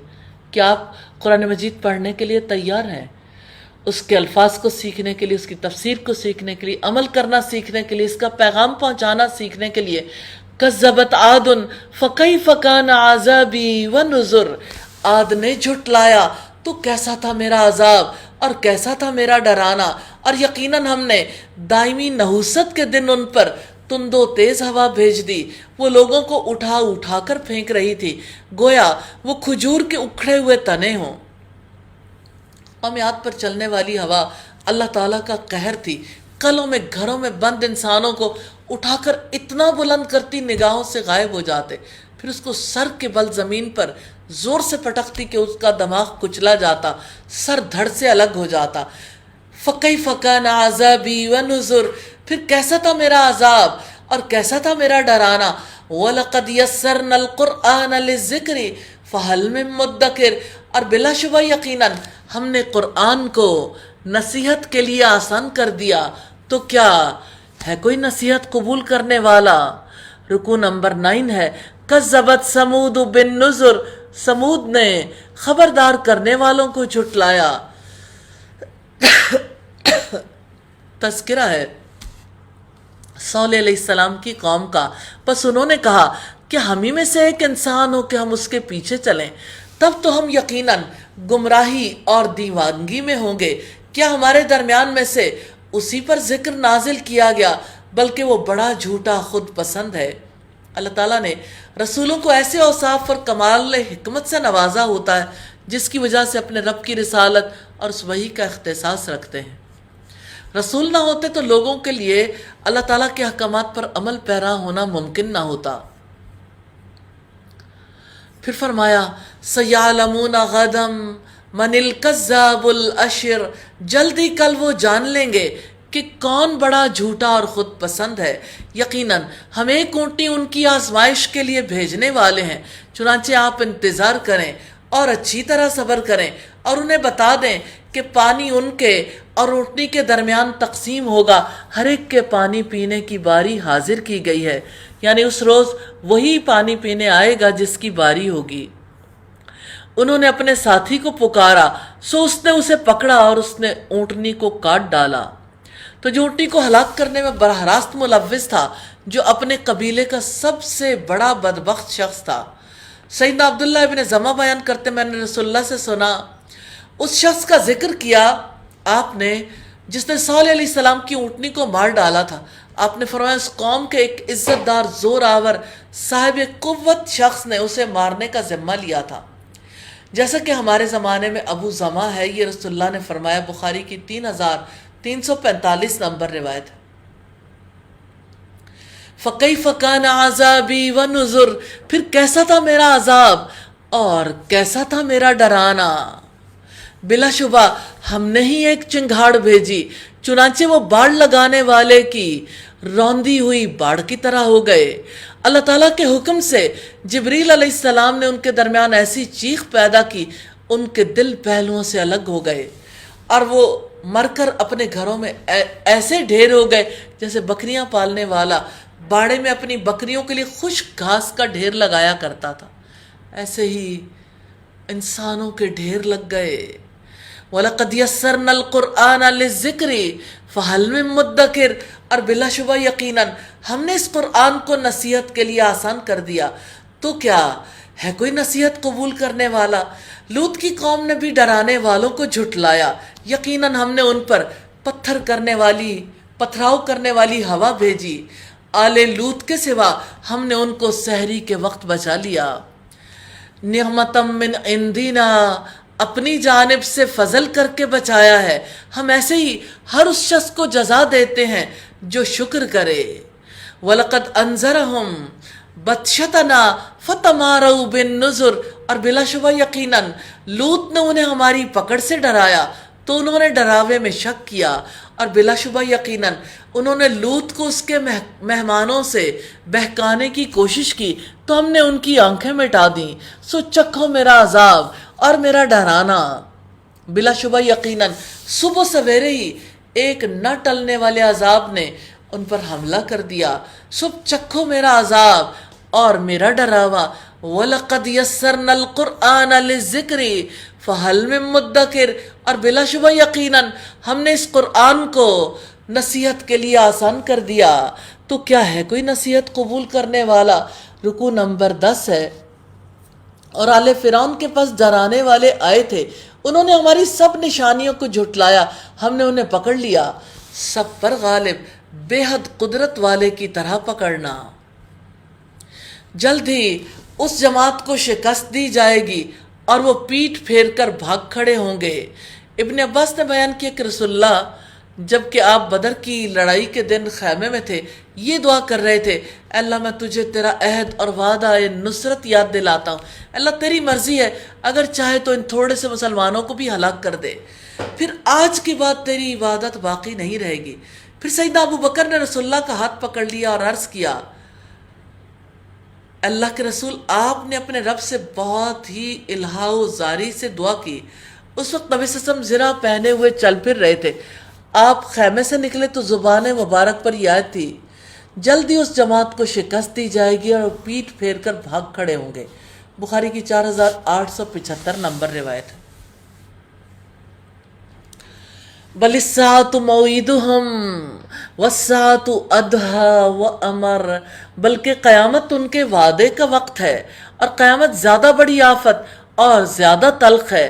ان المجرمین فی ضلال وسعر، بلا شبہ مجرم لوگ گمراہی اور دیوانگی میں ہیں، جس دن انہیں چہروں کے بل آگ میں گھسیٹا جائے گا، چکھو آگ کا چھونا۔ سیدنا عدی بن حاتم فرماتے ہیں کہ رسول اللہ نے آتش جہنم کا ذکر کیا، اپنا چہرہ پھیر لیا اور کرامت ظاہر کی، پھر فرمایا جہنم سے بچو۔ پھر آپ نے دوبارہ اس کا ذکر کیا، اپنا چہرہ پھیر لیا، کراہت ظاہر کی، یہاں تک کہ ہم نے گمان کیا جیسے آپ اسے دیکھ رہے ہیں۔ پھر آپ نے فرمایا تم جہنم سے بچو، اگرچہ کھجور کا آدھا حصہ صدقہ کر کے ہی بچو۔ جس شخص کو یہ بھی نہ ملے تو وہ ایک اچھا کلمہ کہہ کر اپنے آپ کو جہنم کی آگ سے بچا لے۔ اِنَّا کُلَّ شَيْءٍ خَلَقْنَاهُ بِقَدَرٍ، ہم نے بلا شبہ ہر چیز کو ایک اندازے کے ساتھ پیدا کیا ہے، اور ہمارے رب کا حکم ایک ہی پلک جھپکنے کی طرح ہوتا ہے۔ اور بلا شبہ یقیناً تمہارے جیسی جماعتوں کو ہم ہلاک کر چکے، تو کیا ہے کوئی نصیحت قبول کرنے والا؟ اور وہ چیز جو انہوں نے کی وہ دفتروں میں درج ہے، کوئی ایسی چیز نہیں ہے جس کا ریکارڈ نہ ہو۔ وَكُلُّ صَغِيرٍ وَكَبِيرٍ مُسْتَطَرٍ، اور ہر چھوٹی بڑی بات لکھی ہوئی ہے۔ بلا شبہ متقی لوگ، ان المتقین فی جنات و نہر، بلا شبہ متقی باغوں اور نہروں میں ہوں گے، فی مقعد صدق عند ملیک مقتدر، صدق کی مجلس میں بڑے ذی اقتدار بادشاہ کے پاس۔ الحمدللہ سورت کمپلیٹ ہوئی۔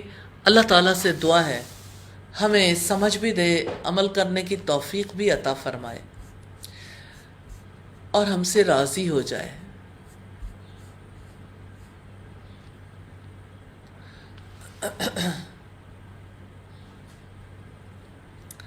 اللہ کے پاک نام سے سورہ الرحمن کا آغاز کرتے ہیں۔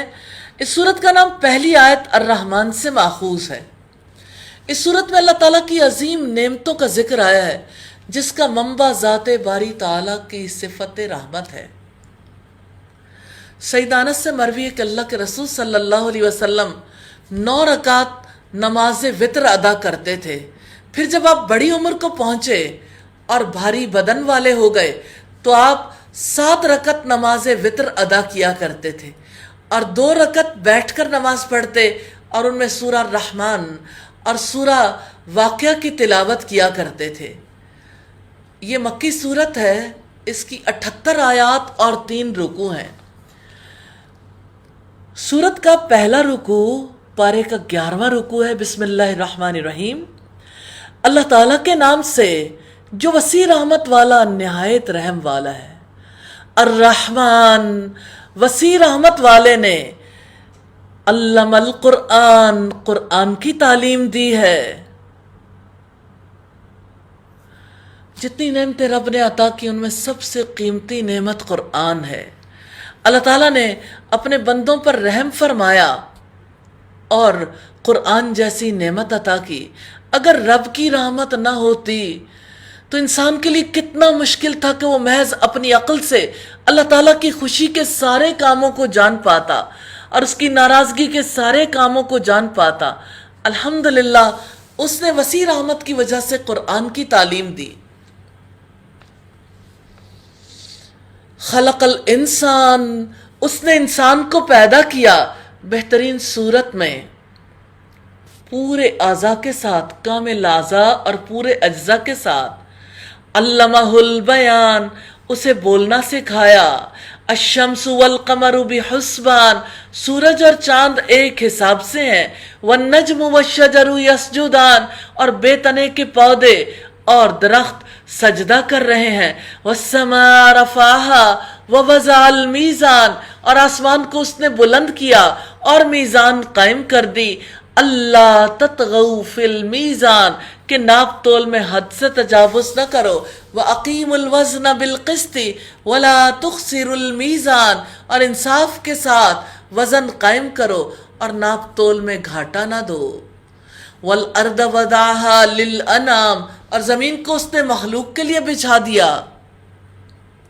فِيهَا فَاكِهَةٌ وَالنَّخْلُ ذَاتُ الْأَكْمَامِ، اس میں پھل ہیں اور کھجور کے درخت غلافوں والے خوشوں پر ہیں، اور بھوسے والا اناج ہے اور خوشبودار پھول ہیں۔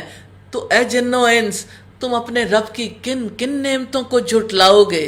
آیت کے تکرار سے تنبیہ کرنی مطلوب ہے، غفلت دور کرنی مطلوب ہے، تاکہ لوگ رب کی طرف رجوع کریں، شکر گزار بنیں۔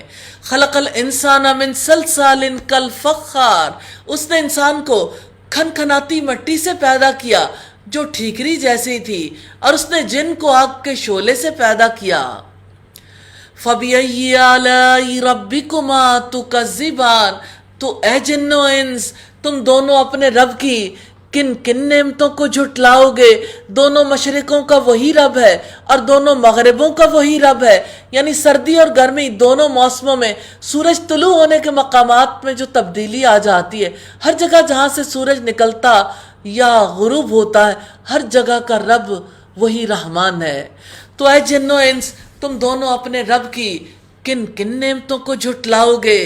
مرج البحرین یلتقیان، دو سمندروں کو اس نے ملا دیا جو ایسے باہم مل جاتے ہیں، بینہما برزخ لا یبغیان، کہ ان دونوں کے درمیان پردہ ہے کہ وہ آگے نہیں بڑھ سکتے۔ تو ایسی ٹھوس چیزیں وجود رکھتی ہیں، اگر آپس میں اکٹھی ہوں تو اکٹھے ہونے کے باوجود الگ الگ وجود قائم رہتا ہے۔ لیکن مایا وہ تو آپس میں مل جاتا ہے، خاص طور پر اگر ایک ہی جنس کا ہو، جیسے اگر ہم برتن میں میٹھا اور کھارا پانی ڈالیں دونوں مل جائیں گے، جدا نہیں کر پائیں گے۔ لیکن وسیع پیمانے پر ہمیں سمندروں کے مناظر ملتے ہیں، اللہ تعالیٰ کی قدرت سے سمندر کے بیچ میں، پانیوں کے بیچ میں میٹھے پانیوں کے چشمے، اور آپس میں ملتے نہیں ہیں۔ فَبِأَيِّ آلَاءِ رَبِّكُمَا تُكَذِّبَانِ، تو اے جن و انس تم دونوں اپنے رب کی کن کن نعمتوں کو جھٹلاؤ گے؟ اللہ تعالیٰ نے کھارے اور میٹھے پانیوں کے الگ الگ فوائد انسانوں کو پہنچائے ہیں، ان انعامات کو جھٹلایا نہیں جا سکتا۔ یخرج منہم اللؤلؤ والمرجان، ان دونوں سے موتی اور مونگے نکلتے ہیں۔ تو اے جن و انس تم دونوں اپنے رب کی کن کن نعمتوں کو جھٹلاؤ گے؟ اور سمندر میں پہاڑوں جیسے بلند کھڑے جہاز اسی کے ہیں۔ وہ سمندر جہاں سوئی ڈالیں تو ڈوب جائے، وہاں بڑے بڑے شہر سمندری جہازوں کی صورت میں موجود رہتے ہیں۔ یہ رب رحمان کی عظیم نعمت ہے۔ تو اے جن و انس تم دونوں اپنے رب کی کن کن نعمتوں کو جھٹلاؤ گے؟ رکوع نمبر 12 ہے۔ کل من علیہا فان، جو زمین پر ہر ایک چیز فانی ہے، زندگی بھی فنا کے گھاٹ اترنے والی ہے۔ قوتیں، صلاحیتیں، مال جو زندگی میں کمایا سب کچھ ہمارے پاس سے جانے والا ہے، کچھ بھی پاس نہیں رہنے والا۔ تو پھر جب سب کچھ فنا ہونے والا ہے تو زندگی کو محدود سمجھتے ہوئے ان دنوں کو اللہ تعالیٰ کی عبادت میں گزارنا چاہیے۔ جب دنیا کی ہر نعمت زوال پذیر ہے، لو لگانے کی ضرورت ہی کیا ہے؟ اسی سے لو لگا لیں جو ہمیشہ باقی رہنے والا ہے۔ جب ہر چیز فانی ہے تو جو مصیبت آئے اس پر صبر کرنا چاہیے، کیونکہ اس دنیا میں نہ ہمیشہ کے لیے خوشی ملتی ہے، نہ ہمیشہ کے لیے غم ملتا ہے۔ ہر چیز فنا کے گھاٹ اترنے والی ہے، اور انشاءاللہ یہ وبا بھی فنا کے گھاٹ اترنے والی ہے۔ وَيَبْقَى وَجْهُ رَبِّكَ ذُو الْجَلَالِ وَالْإِكْرَامِ، اور آپ کے رب ہی کا چہرہ باقی رہ جائے گا جو بڑی شان والا اور عزت والا ہے۔ کتنے چہرے ہیں جن کی خوشی کے لیے ہم زندگی میں سب کچھ کرتے ہیں، وہ سارے چہرے مٹ جانے والے ہیں۔ کتنے چہرے اس جہان سے مٹ گئے، چلے گئے، ہمارے پیاروں کے چہرے، ایک اللہ کے چہرے کے سوا ہر چہرہ مٹ جانے والا ہے۔ ابن عباس کہتے ہیں کہ نبی صلی اللہ علیہ وسلم کہا کرتے تھے، اعوذ بعزتک الذی لا الہ الا انت الذی لا یموت والجن والانس یموتون، تیری عزت کی پناہ مانگتا ہوں کہ کوئی معبود تیرے سوا نہیں، تیری ایسی عزت ہے جسے موت نہیں، اور جن اور انسان سب موت کے گھاٹ اتر جائیں گے۔ تو اے جن و انس تم دونوں اپنے رب کی کن کن نعمتوں کو جھٹلاؤ گے؟ آسمانوں میں اور زمین میں جو بھی ہے سب اسی سے مانگ رہا ہے۔ وہ روزانہ ایک نئی شان میں ہے، کوئی زندگی مانگ رہا ہے، کوئی صحت مانگ رہا ہے، کوئی اولاد مانگ رہا ہے۔ ہر ایک کے پاس اس سے مانگنے کے لیے بہت کچھ ہے، سب محتاج ہیں، اور وہ کسی کا محتاج نہیں، اس کے خزانوں میں کبھی کمی نہیں آتی۔ تو اے جن و انس تم دونوں اپنے رب کی کن کن نعمتوں کو جھٹلاؤ گے؟ اے دو بھاری گروہو، ہم جلدی تمہارے لیے فارغ ہوئے چاہتے ہیں۔ تو اے جن و انس تم دونوں اپنے رب کی کن کن نعمتوں کو جھٹلاؤ گے؟ یا معاشر الجن والانس ان استطعتم ان تنفذوا من اقطار السماوات والارض فانفذوا لا تنفذون الا بسلطان۔ اے گروہ جن و انس، اگر تم آسمانوں اور زمین کے کناروں سے نکل سکتے ہو نکل جاؤ، کسی غلبے کے سوا تم نہیں نکلو گے۔ کون سا جہان ہے جہاں جا کر اللہ تعالیٰ کی نافرمانی کر سکتے ہیں؟ یہ جہان تو اللہ تعالیٰ کی تخلیق ہے، جو بھی بنایا اسی نے بنایا، یہ وجود اسی نے بنایا، یہ صلاحیتیں اسی نے دیں، یہ مال اسی نے دیا، سب اس کی عطا ہے۔ بھاگ کر کہاں جائیں گے؟ اس سے بھاگ کر کون سا جہان ہے جو ہمیں پناہ دے گا؟ ہر جگہ اسی کا قبضہ ہے، اسی کی بادشاہت ہے۔ فَبِأَيِّ آلَاءِ رَبِّكُمَا تُكَذِّبَانِ، تو اے جن و انس تم دونوں اپنے رب کی کن کن نعمتوں کو جھٹلاؤ گے؟ تم پر آگ کا شعلہ اور دھواں چھوڑ دیا جائے گا، پھر تم مقابلہ نہ کر سکو گے۔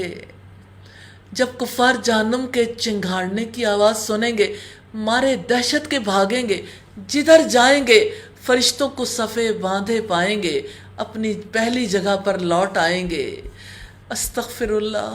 فَبِأَيِّ آلَاءِ رَبِّكُمَا تُكَذِّبَانِ، تو اے جن و انس تم دونوں اپنے رب کی کن کن نعمتوں کو جھٹلاؤ گے؟ پھر جب آسمان پھٹ جائے گا تو وہ سرخ چمڑے جیسا سرخ ہو جائے گا۔ تو اے جن و انس تم دونوں اپنے رب کی کن کن نعمتوں کو جھٹلاؤ گے؟ پھر اس دن نہ کسی انسان سے اور نہ کسی جن سے اس کے گناہ کا پوچھا جائے گا۔ تو اے جن و انس تم دونوں اپنے رب کی کن کن نعمتوں کو جھٹلاؤ گے؟ مجرموں کو ان کی علامت ہی سے پہچان لیا جائے گا، پھر انہیں ان کے پیشانی کے بالوں اور قدموں سے پکڑا جائے گا۔ تو اے جن و انس تم دونوں اپنے رب کی کن کن نعمتوں کو جھٹلاؤ گے؟ یہ وہی جہنم ہے جس کو مجرم لوگ جھٹلایا کرتے تھے۔ یطوفون بینہا وبین حمیم آن، اس کے اور کھولتے گرم پانی کے درمیان میں وہ چکر کھاتے رہیں گے۔ پس اے جن و انس تم دونوں اپنے رب کی کن کن نعمتوں کو جھٹلاؤ گے؟ رکوع نمبر 13 ہے۔ وَلِمَنْ خَافَ مَقَامَ رَبِّهِ جَنَّتَانِ، اور جو اپنے رب کے سامنے کھڑا ہونے سے ڈر گیا اس کے لیے 2 باغ ہیں۔ جو شخص حساب کتاب سے اپنے رب کے سامنے کھڑا ہونے سے ڈرتا ہے، فرائض کی پابندی کرتا ہے، گناہوں سے بچتا ہے، اس کا رب اسے 2 جنتیں دے گا، ایک ترک معاصی نافرمانیاں چھوڑنے کے بدلے، دوسری اعمال صالح کے بدلے۔ ایک کا نام جنت عدن ہے، دوسرے کا نام جنت نعیم ہے۔ فَبِأَيِّ آلَاءِ رَبِّكُمَا تُكَذِّبَانِ، تو اے جن و انس تم دونوں اپنے رب کی کن کن نعمتوں کو جھٹلاؤ گے؟ ذواتا افنان، دونوں ہی بہت شاخوں والے ہیں۔ تو اے جن و انس تم دونوں اپنے رب کی کن کن نعمتوں کو جھٹلاؤ گے؟ ان دونوں میں 2 چشمے بہہ رہے ہیں۔ تو اے جن و انس تم دونوں اپنے رب کی کن کن نعمتوں کو جھٹلاؤ گے؟ دونوں میں ہر پھل کی 2 قسمیں ہیں۔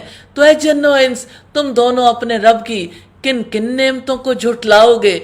2 مسندوں پر تکیہ لگائے ہوئے ہوں گے جن کے استر موٹے ریشم کے ہوں گے، اور دونوں باغوں کے تر و تازہ پھل بالکل ہی قریب ہوں گے۔ تو اے جن و انس تم دونوں اپنے رب کی کن کن نعمتوں کو جھٹلاؤ گے؟ ان میں نیچی نگاہ والی عورتیں ہوں گی جنہیں ان سے پہلے کسی انسان یا جن نے چھوا تک نہیں۔ تو اے جن و انس تم دونوں اپنے رب کی کن کن نعمتوں کو جھٹلاؤ گے؟ گویا کہ وہ عورتیں یاقوت اور مرجان ہیں، یعنی ان کے رنگ انتہائی سرخ و سفید ہوں گے۔ تو اے جن و انس تم دونوں اپنے رب کی کن کن نعمتوں کو جھٹلاؤ گے؟ هل جزاء الاحسان الا الاحسان، نیکی کا بدلہ نیکی ہی ہے۔ تو اے جن و انس تم دونوں اپنے رب کی کن کن نعمتوں کو جھٹلاؤ گے؟ اور ان 2 کے علاوہ اور بھی 2 باغ ہیں۔ تو اے جن و انس تم دونوں اپنے رب کی کن کن نعمتوں کو جھٹلاؤ گے؟ دونوں سیاہی مائل گہرے سبز ہیں۔ تو اے جن و انس تم دونوں اپنے رب کی کن کن نعمتوں کو جھٹلاؤ گے؟ ان دونوں میں جوش مارتے ہوئے 2 چشمے ہیں۔ تو اے جن و انس تم دونوں اپنے رب کی کن کن نعمتوں کو جھٹلاؤ گے؟ ان دونوں میں پھل اور کھجوروں کے درخت اور انار ہیں۔ تو اے جن و انس تم دونوں اپنے رب کی کن کن نعمتوں کو جھٹلاؤ گے؟ ان میں کئی خوبصورت عورتیں ہیں۔ تو اے جن و انس تم دونوں اپنے رب کی کن کن نعمتوں کو جھٹلاؤ گے؟ گوری سیاہ آنکھوں والی عورتیں خیموں میں روکی ہوئی ہیں۔ تو اے جن و انس تم اپنے رب کی کن کن نعمتوں کو جھٹلاؤ گے؟ ان سے پہلے کسی انسان اور کسی جن نے انہیں چھوا تک نہیں۔ تو اے جن و انس تم دونوں اپنے رب کی کن کن نعمتوں کو جھٹلاؤگے؟ نادر و نفیس خوبصورت سبز قالینوں پر تکیہ لگائے ہوئے ہوں گے۔ تو اے جن و انس، تم دونوں اپنے رب کی کن کن نعمتوں کو جھٹلاؤ گے؟ تبارک اسم ربک ذی الجلال والاکرام، آپ کے رب کا نام بڑا ہی بابرکت ہے، جو بڑی شان والا اور بڑی عزت والا ہے۔ سیدنا صوبان بیان کرتے ہیں کہ رسول اللہ صلی اللہ علیہ وسلم جب بھی نماز سے سلام پھیرتے 3 بار استغفار پڑھتے، پھر یہ دعا کرتے، اللہم انت السلام و منک السلام تبارکت یا ذی الجلال والاکرام۔ الحمدللہ سورہ الرحمن کمپلیٹ ہوئی۔ اللہ تعالی ہمیں اس کا حق ادا کرنے والا بنائے، سیکھنے والا۔ اللہ تعالیٰ کی رحمتوں کو یاد کرنے سے انسان کے غم دور ہوتے ہیں، بیماریاں دور ہوتی ہیں۔ یا اللہ ہر وقت رحمتیں یاد کرنے کی توفیق عطا فرما دے۔ اللہ کے پاک نام سے سورہ الواقعہ کا آغاز کرتے ہیں۔ یہ مکی صورت ہے، اس کے 3 رکوع اور 96 آیات ہیں۔ سیدنا عبداللہ بن عباس بیان کرتے ہیں کہ سیدنا ابو بکر نے عرض کی، اللہ کے رسول آپ تو بوڑھے ہو گئے ہیں۔ آپ نے فرمایا مجھے سورہ ہود، سورہ واقعہ، سورہ مرسلات، سورہ نبار، سورہ تکویر نے بوڑھا کر دیا ہے۔ ترمذی کی 3297 نمبر روایت۔ سورت کا پہلا رکوع پارے کا 14واں رکوع ہے۔ بسم اللہ الرحمن الرحیم۔ اللہ تعالیٰ کے نام سے جو وسیع رحمت والا، نہایت رحم والا ہے۔ اذا وقعت الواقعہ، جب واقع ہونے والی واقع ہو جائے گی، لیس لوقعتها کاذبہ، اس کے واقع ہونے میں کوئی جھوٹ نہیں ہے۔ خفضت الرافیہ، پست کرنے والی، بلند کرنے والی ہے۔ جب زمین سخت ہلا دی جائے گی اور پہاڑ ریزہ ریزہ کر دیے جائیں گے، خوب ریزہ ریزہ کیا جانا، چنانچہ وہ اڑتا ہوا غبار بن کر رہ جائیں گے، اور تم 3 قسموں میں سے ہو جاؤ گے۔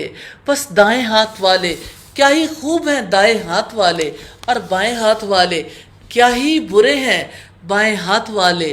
والسابقون السابقون، اور جو سبقت لے جانے والے ہیں وہ تو سبقت لے جانے والے ہی ہیں۔ اولئک المقربون، یہی لوگ مقرب ہیں۔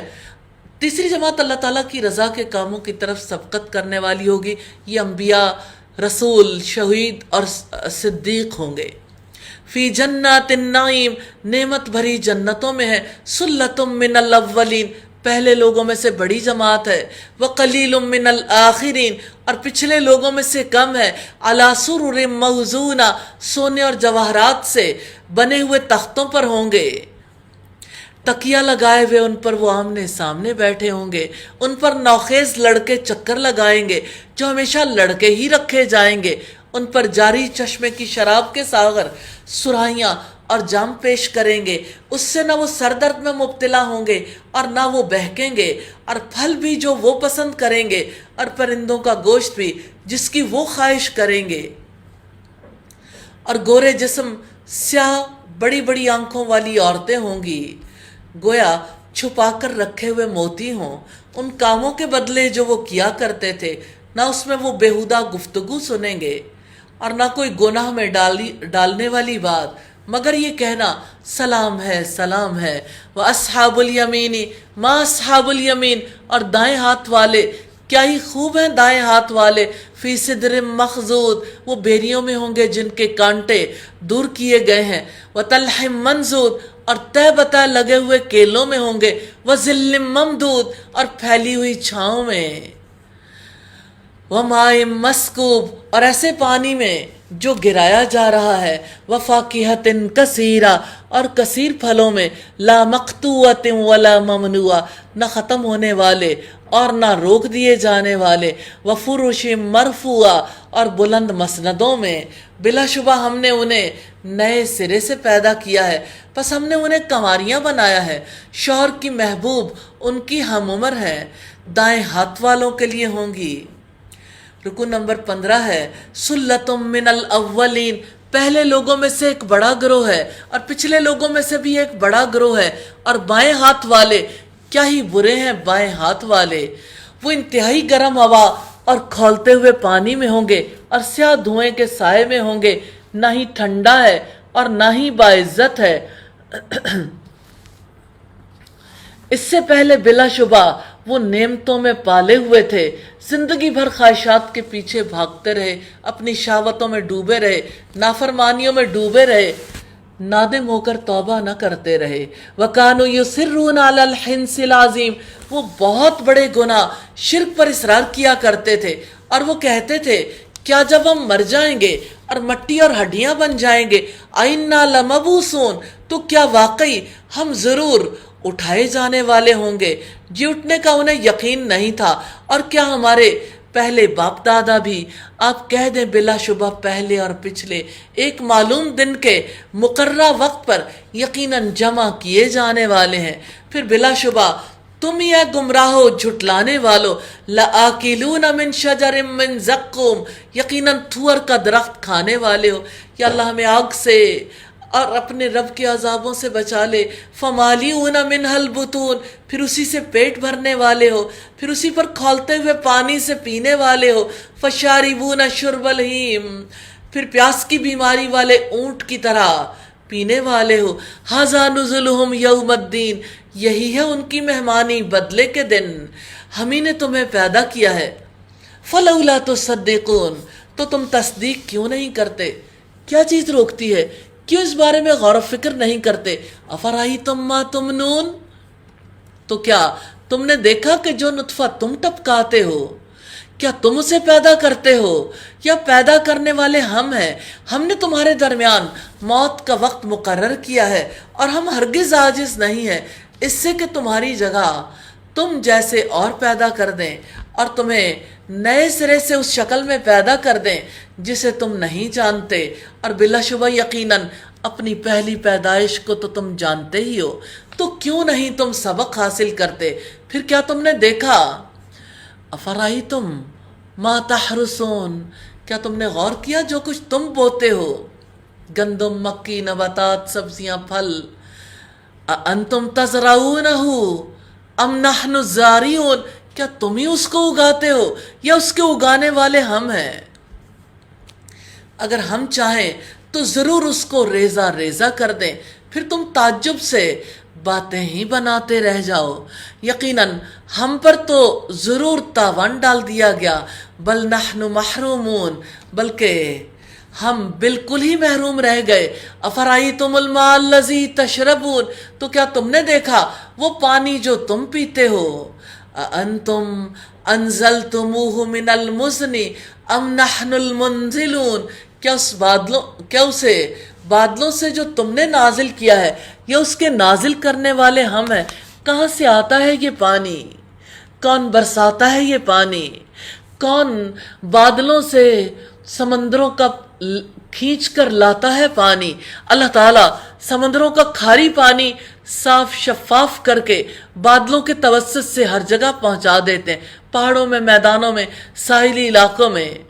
تو کیا اسے بادلوں سے تم نے نازل کیا ہے یا اس کے نازل کرنے والے ہم ہیں؟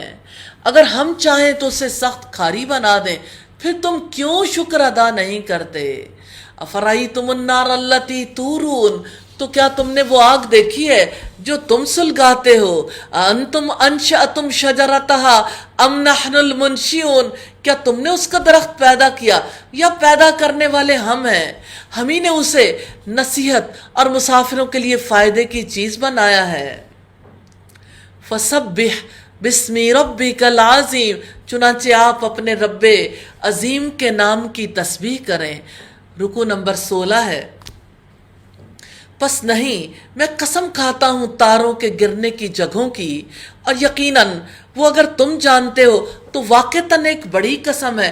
انہو لقرآن کریم، یقیناً وہ بلا شبہ قرآن ہے، بڑی عزت والا ہے، جس کو تمام آسمانی کتابوں پر فوقیت حاصل ہے۔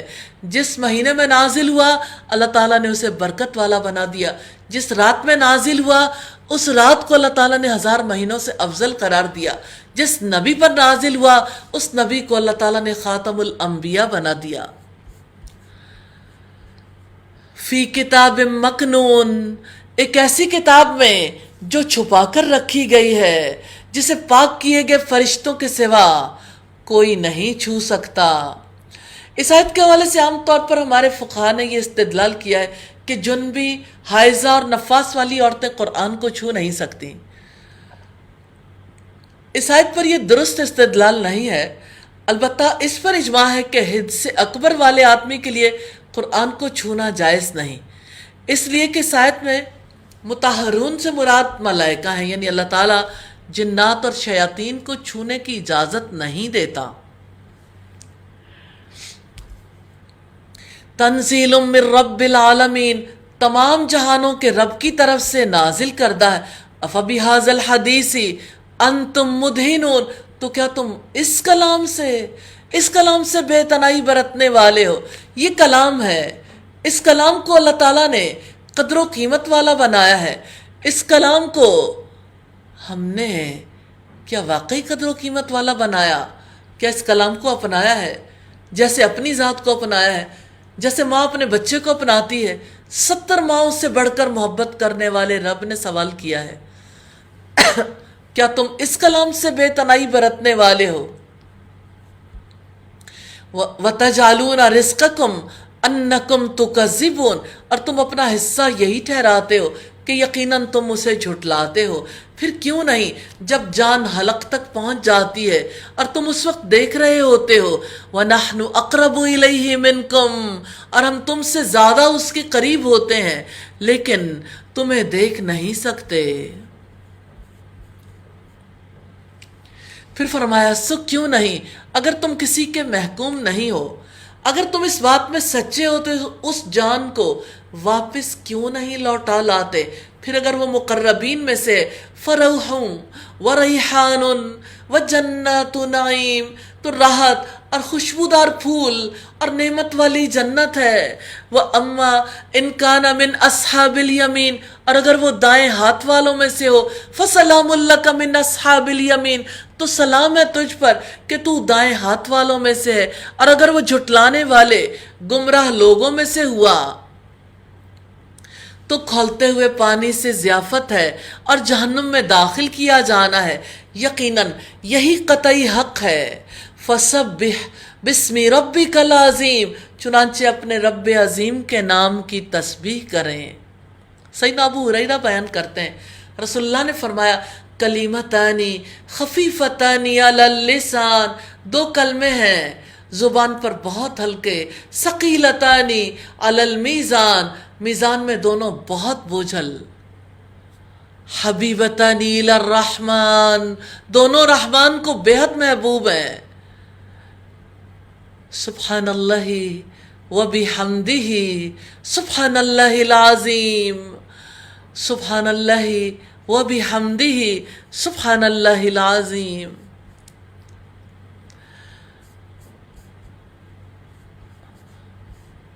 یہاں پر سورہ الواقعہ کمپلیٹ ہوئی، اللہ تعالیٰ قبول فرمائے۔ اللہ کے پاک نام سے سورہ الحدید کا آغاز کرتے ہیں۔ یہ مدنی سورت ہے، اس کے 4 رکوع اور 29 آیات ہیں۔ بسم اللہ الرحمن الرحیم، اللہ تعالیٰ کے نام سے جو وسیع رحمت والا نہایت رحم والا ہے۔ یہ پارے کا 17واں رکوع ہے جو سورت کا پہلا رکوع ہے۔ سبح للہ ما فی السماوات والارض، اللہ تعالیٰ کا پاک ہونا بیان کیا ہے، ہر چیز نے جو آسمانوں میں ہے اور جو زمین میں ہے، اور وہ سب پر غالب ہے، کمال حکمت والا ہے۔ لہو ملک السماوات والارض یحیی ویمیت، آسمانوں کی اور زمین کی بادشاہت اسی کے لیے ہے، وہی زندہ کرتا ہے اور وہی موت دیتا ہے، اور وہی ہر چیز پر پوری قدرت رکھنے والا ہے۔ وہی اول ہے، وہی آخر ہے، وہی ظاہر ہے، وہی باطن ہے، اور وہی ہر چیز کو خوب جاننے والا ہے۔ اللہ تعالیٰ کے اول ہونے سے مراد ہے اس سے پہلے کوئی نہ تھا، اور آخر ہونے سے مراد ہے اللہ کے بعد کوئی چیز نہیں۔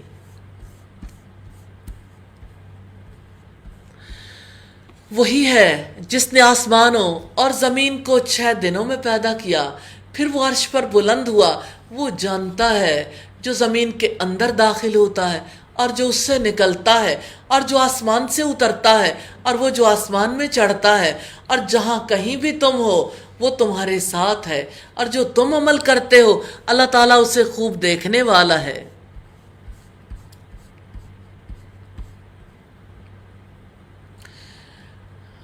لہو ملک السماوات والارض، آسمانوں کی اور زمین کی بادشاہت اسی کے لیے، مالک ہے، مختار ہے، جو چاہتا ہے کہتا ہے، تمام کام اسی کی طرف لوٹائے جاتے ہیں، مالک ہے، بادشاہ ہے، بادشاہی مل جائے تو لوگ فیصلے کرتے ہیں، تو آسمانوں کی اور زمین کی بادشاہت اسی کے لیے، اور تمام معاملات اللہ تعالیٰ ہی کی جانب لوٹائے جاتے ہیں۔ وہ رات کو دن میں داخل کرتا ہے اور وہ دن کو رات میں داخل کرتا ہے، اور وہ سینوں کی باتوں کو خوب جاننے والا ہے۔ ایمان لاؤ اللہ تعالیٰ پر اور اس کے رسول پر، اور خرچ کرو اس میں سے جو اس نے تمہیں جانشیں بنایا ہے۔ چنانچہ تم میں سے جو لوگ ایمان لائے ہیں اور جنہوں نے خرچ کیا، ان کے لیے بہت بڑا اجر ہے۔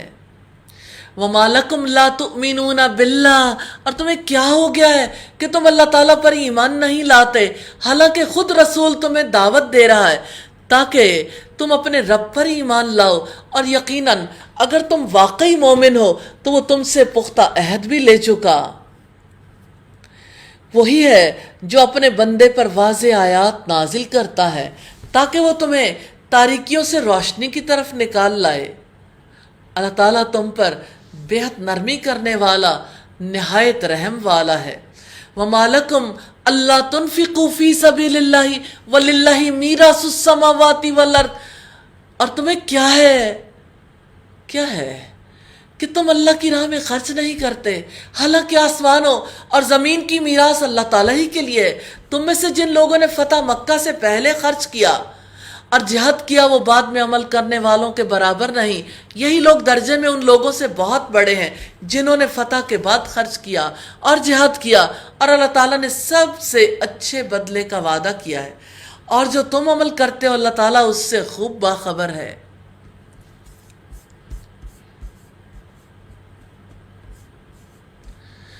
من ذا الذی یقرض اللہ قرضا حسنا، کون ہے جو اللہ تعالیٰ کو قرض حسنہ دے، یعنی انفاق کرے، صدقہ و خیرات کرے۔ خریم بن فاتق کہتے ہیں کہ رسول اللہ نے فرمایا، جو شخص اللہ کے راستے میں خرچ کرتا ہے اس کے لیے 700 گنا اجر لکھا جاتا ہے، تو وہ اسے 2 گنا دے۔ کون ہے جو اللہ کو قرض دے تو وہ اسے 2 گنا، کئی گنا تک اس کے لیے بڑھا دے، اور اسی کے لیے باعزت اجر ہے۔ جس دن آپ مومن مردوں اور مومن عورتوں کو دیکھیں گے کہ ان کا نور ان کے آگے آگے اور ان کے دائیں دوڑ رہا ہوگا۔ الیوم جنات تجری من تحتها الانہار خالدین فیہا، آج ایسے باغات کی تمہیں خوشخبری ہو جن کے نیچے نہریں جاری ہیں، اس میں ہمیشہ کے رہائشی ہو، یہی بڑی کامیابی ہے۔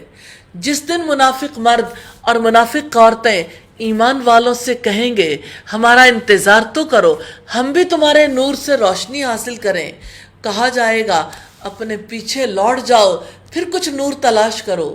چنانچہ ان کے درمیان دیوار حائل کر دی جائے گی جس میں ایک دروازہ ہوگا، تو اس کے اندرونی حصے میں رحمت ہوگی اور اس کے بیرونی حصے میں اس کی طرف عذاب ہوگا۔ ینادونہم الم نکم معکم، وہ ان کو آواز دیں گے کہ ہم تمہارے ساتھ نہ تھے۔ وہ کہیں گے کیوں نہیں، لیکن تم نے اپنے آپ کو فتنے میں ڈالا اور تم انتظار ہی کرتے رہے، اور تم نے شک کیا اور فضول تمناؤں نے تمہیں دھوکہ دیا، یہاں تک کہ اللہ تعالیٰ کا حکم آ گیا اور اس دھوکے باز نے اللہ تعالیٰ کے بارے میں تمہیں دھوکہ دیا۔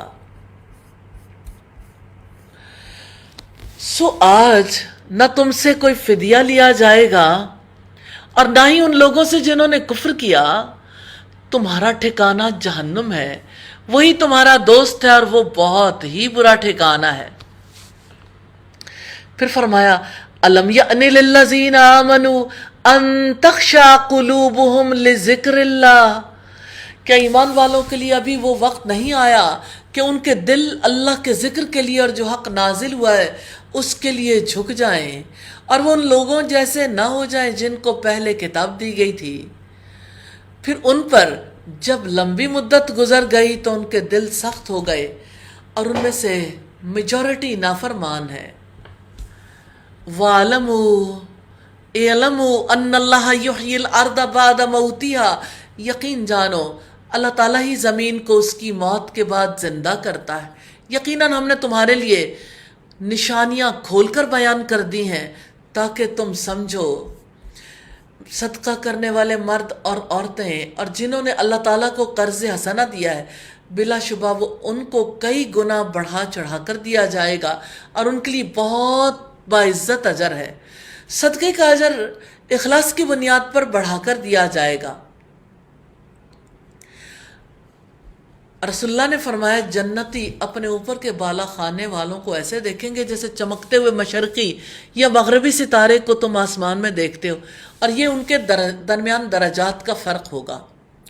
اعلموا انما الحیات الدنیا لعب ولہو وزینۃ وتفاخر بینکم وتکاثر، جان لو بلا شبہ دنیا کی زندگی محض ایک کھیل، دل لگی اور زینت، اور تمہارا آپس میں فخر کرنا اور مال اور اولاد میں ایک دوسرے سے بڑھ جانے کی کوشش کرنا ہے۔ جیسے بارش کی مثال ہے کہ اس سے اگنے والی کھیتی کسانوں کو خوش کرتی ہے، اور اس کے مقابلے میں دیکھیے کسان جہاں خوش ہوتے ہیں تو جن کے گھر کچے ہیں، وہ جیسے کسی نے کہا بارشوں سے دوستی اچھی نہیں فراز، کچا تیرا مکان ہے کچھ تو خیال کیا کر۔ تو بات یہ ہے کہ ایک ہی جگہ پر برسنے والی بارش کے نتائج مختلف لوگوں کے لیے مختلف ہوتے ہیں۔ پھر وہ کھیتی پک جاتی ہے، آپ اس کو زرد دیکھتے ہو، پھر وہ چورا چورا ہو جاتی ہے، اور آخرت میں سخت عذاب بھی ہے اور اللہ تعالیٰ کی رضامندی بھی ہے، اور دنیا کی زندگی دھوکے کے سامان کے سوا کچھ بھی نہیں۔ دنیا کی مثال یوں ہے جیسے بارش اور اس کی پیداوار کسانوں کو اچھی لگتی ہے، پھر جب خشک ہو جاتی ہے زرد رنگ دیکھتے ہو بالکل چورا چورا ہو جاتی ہے۔ یہ دنیا بھی لہو و لعب سے عبارت ہے جس میں لوگوں کے دل اور بدن مشغول رہتے ہیں، ایسے ہی پوری زندگی گزار دیتے ہیں، ان کے دل اللہ کی یاد سے، قیامت کے وعدوں وعیدوں سے خالی ہوتے ہیں، اور لباس، کھانے پینے، بڑے بڑے گھروں، عمدہ سواریوں سے بلند ہو کر آخرت کے بارے میں سوچنے کی انہیں توفیق ہی نہیں ہوتی۔ وہ ایک دوسرے کے مقابلے میں اپنے حسب نسب اور کثرت مال اور اولاد پر فخر کرتے ہیں۔ سابقوا الی مغفرۃ من ربکم وجنۃ عرضھا کعرض السماء والارض، دوڑو دوڑو اپنے رب کی مغفرت اور اس جنت کی طرف جس کی چوڑائی آسمان اور زمین کی چوڑائی جتنی ہے، ان لوگوں کے لیے تیار کی گئی ہے جو اللہ تعالیٰ پر اور اس کے رسول پر ایمان لائے۔ یہ اللہ تعالیٰ کا فضل ہے، وہ جسے چاہتا ہے عطا کرتا ہے، اور اللہ تعالیٰ بڑے ہی فضل والا ہے۔ رب کی مغفرت کی طرف دوڑنے سے مراد خالص اور سچی توبہ اور نیک اعمال کی طرف بھاگ دوڑ کرنا ہے، کیونکہ یہی اعمال رب کی مغفرت کی طرف لے جاتے ہیں۔ ما اصاب من مصیبت فی الارض ولا فی انفسکم، کوئی مصیبت نہ زمین پر پہنچتی اور نہ ہی تمہاری ذات میں مگر اس سے پہلے کہ ہم اسے پیدا کریں وہ ایک کتاب میں ہے۔ یقیناً اللہ تعالیٰ پر یہ بہت آسان ہے۔ لِكَيْ لَا تَأْسَوْا عَلَىٰ مَا فَاتَكُمْ وَلَا تَفْرَحُوا بِمَا آتَاكُمْ، تاکہ تم اس پر غم نہ کرو جو تمہارے ہاتھ سے نکل جائے، اور جو تمہیں وہ عطا کرے اس پر پھول نہ جانا، اور اللہ تعالیٰ کسی فخر کرنے والے سے محبت نہیں کرتا۔ وہ لوگ جو بخل کرتے ہیں اور لوگوں کو بھی بخل کا حکم دیتے ہیں، اور جو شخص منہ موڑ جائے تو بلا شبہ اللہ تعالیٰ بڑا بے پرواہ، بہت تعریفوں والا ہے۔ یا منہ پھیرنے سے مراد اللہ کی راہ میں خرچ کرنے سے منہ پھیرنا ہے۔ بلا شبہ یقیناً ہم نے اپنے رسولوں کو واضح دلیلوں کے ساتھ بھیجا، اور ان کے ساتھ ہم نے کتاب اور میزان بھی نازل کی تاکہ لوگ انصاف پر قائم رہیں، اور ہم نے لوہا اتارا جس میں سخت لڑائی کا سامان اور لوگوں کے لیے فوائد ہیں، اور تاکہ اللہ تعالیٰ جان لے کون بن دیکھے اس کی اور اس کے رسولوں کی مدد کرتا ہے۔ بلا شبہ اللہ تعالیٰ بڑی قوت والا، سب پر غالب ہے۔ اور اللہ تعالیٰ نے میزان اتاری، اس سے مراد ہے کہ اللہ تعالیٰ نے انصاف کا حکم دیا ہے۔ تو اللہ تعالیٰ نے کتاب اور لوہا اس لیے نازل فرمایا کہ وہ اس کے ذریعے سے آزمائش کا بازار گرم کرے تاکہ واضح ہو جائے کون حالت غیب میں اللہ تعالیٰ اور اس کے رسولوں کی مدد کرتے ہیں۔ رکوع نمبر 20 ہے وَلَقَدْ أَرْسَلْنَا نُوحًا وَإِبْرَاهِيمَ، اور بلا شبہ یقیناً ہم نے نوح اور ابراہیم کو بھیجا اور ہم نے ان کی اولاد میں نبوت اور کتاب رکھی، چنانچہ ان میں سے کوئی ہدایت اختیار کرنے والا تھا اور ان میں سے اکثر نافرمان تھے۔ جنہوں نے اس کی پیروی کی ان کے دلوں میں ہم نے نرمی اور مہربانی ڈال دی، اور رہبانیت کو انہوں نے خود ہی ایجاد کیا، ہم نے ان پر فرض نہیں کیا تھا مگر اللہ تعالیٰ کی رضامندی کی طلب میں انہوں نے اسے اختیار کیا، پھر انہوں نے اس کا لحاظ نہ رکھا جیسا کہ اس کے لحاظ رکھنے کا حق تھا، تو ان میں سے جو ایمان لائے ہم نے ان کا اجر ان کو عطا کیا اور ان میں سے اکثر نافرمان ہیں۔ یا ایھا الذین آمنوا اتقوا اللہ، اے ایمان والو اللہ تعالیٰ سے ڈرتے ہو، اس کے رسول پر ایمان لاؤ، وہ تمہیں اپنی رحمت میں سے 2 گنا حصہ عطا فرمائے گا اور تمہیں ایسی روشنی عطا کرے گا جس کو لے کر تم چلو گے اور وہ تمہیں بخش دے گا، اور اللہ تعالیٰ بے حد بخشنے والا نہایت رحم والا ہے۔ لِأَلَّا يَعْلَمَ أَهْلُ الْكِتَابِ اللہ يقدرون علی شیء من فضل اللہ، تاکہ اہل کتاب یہ نہ جانے کہ وہ اللہ تعالیٰ کے فضل میں سے کسی چیز پر اختیار نہیں رکھتے، اور فضل تو یقیناً اللہ تعالیٰ کے ہاتھ میں ہے، وہ جسے چاہتا ہے عطا فرماتا ہے، اور اللہ تعالیٰ بڑے فضل والا ہے۔ الحمدللہ رب العالمین۔ 27واں پارہ اور سورہ الحدید اختتام کو پہنچی۔ یا ارحم الراحمین، ہمیں عمدہ طریقے سے اسے پڑھنے کی توفیق عطا فرمانا۔ وآخر دعوانا ان الحمد للہ رب العالمین۔ سبحانک اللہم وبحمدک، نشہد ان لا الہ الا انت۔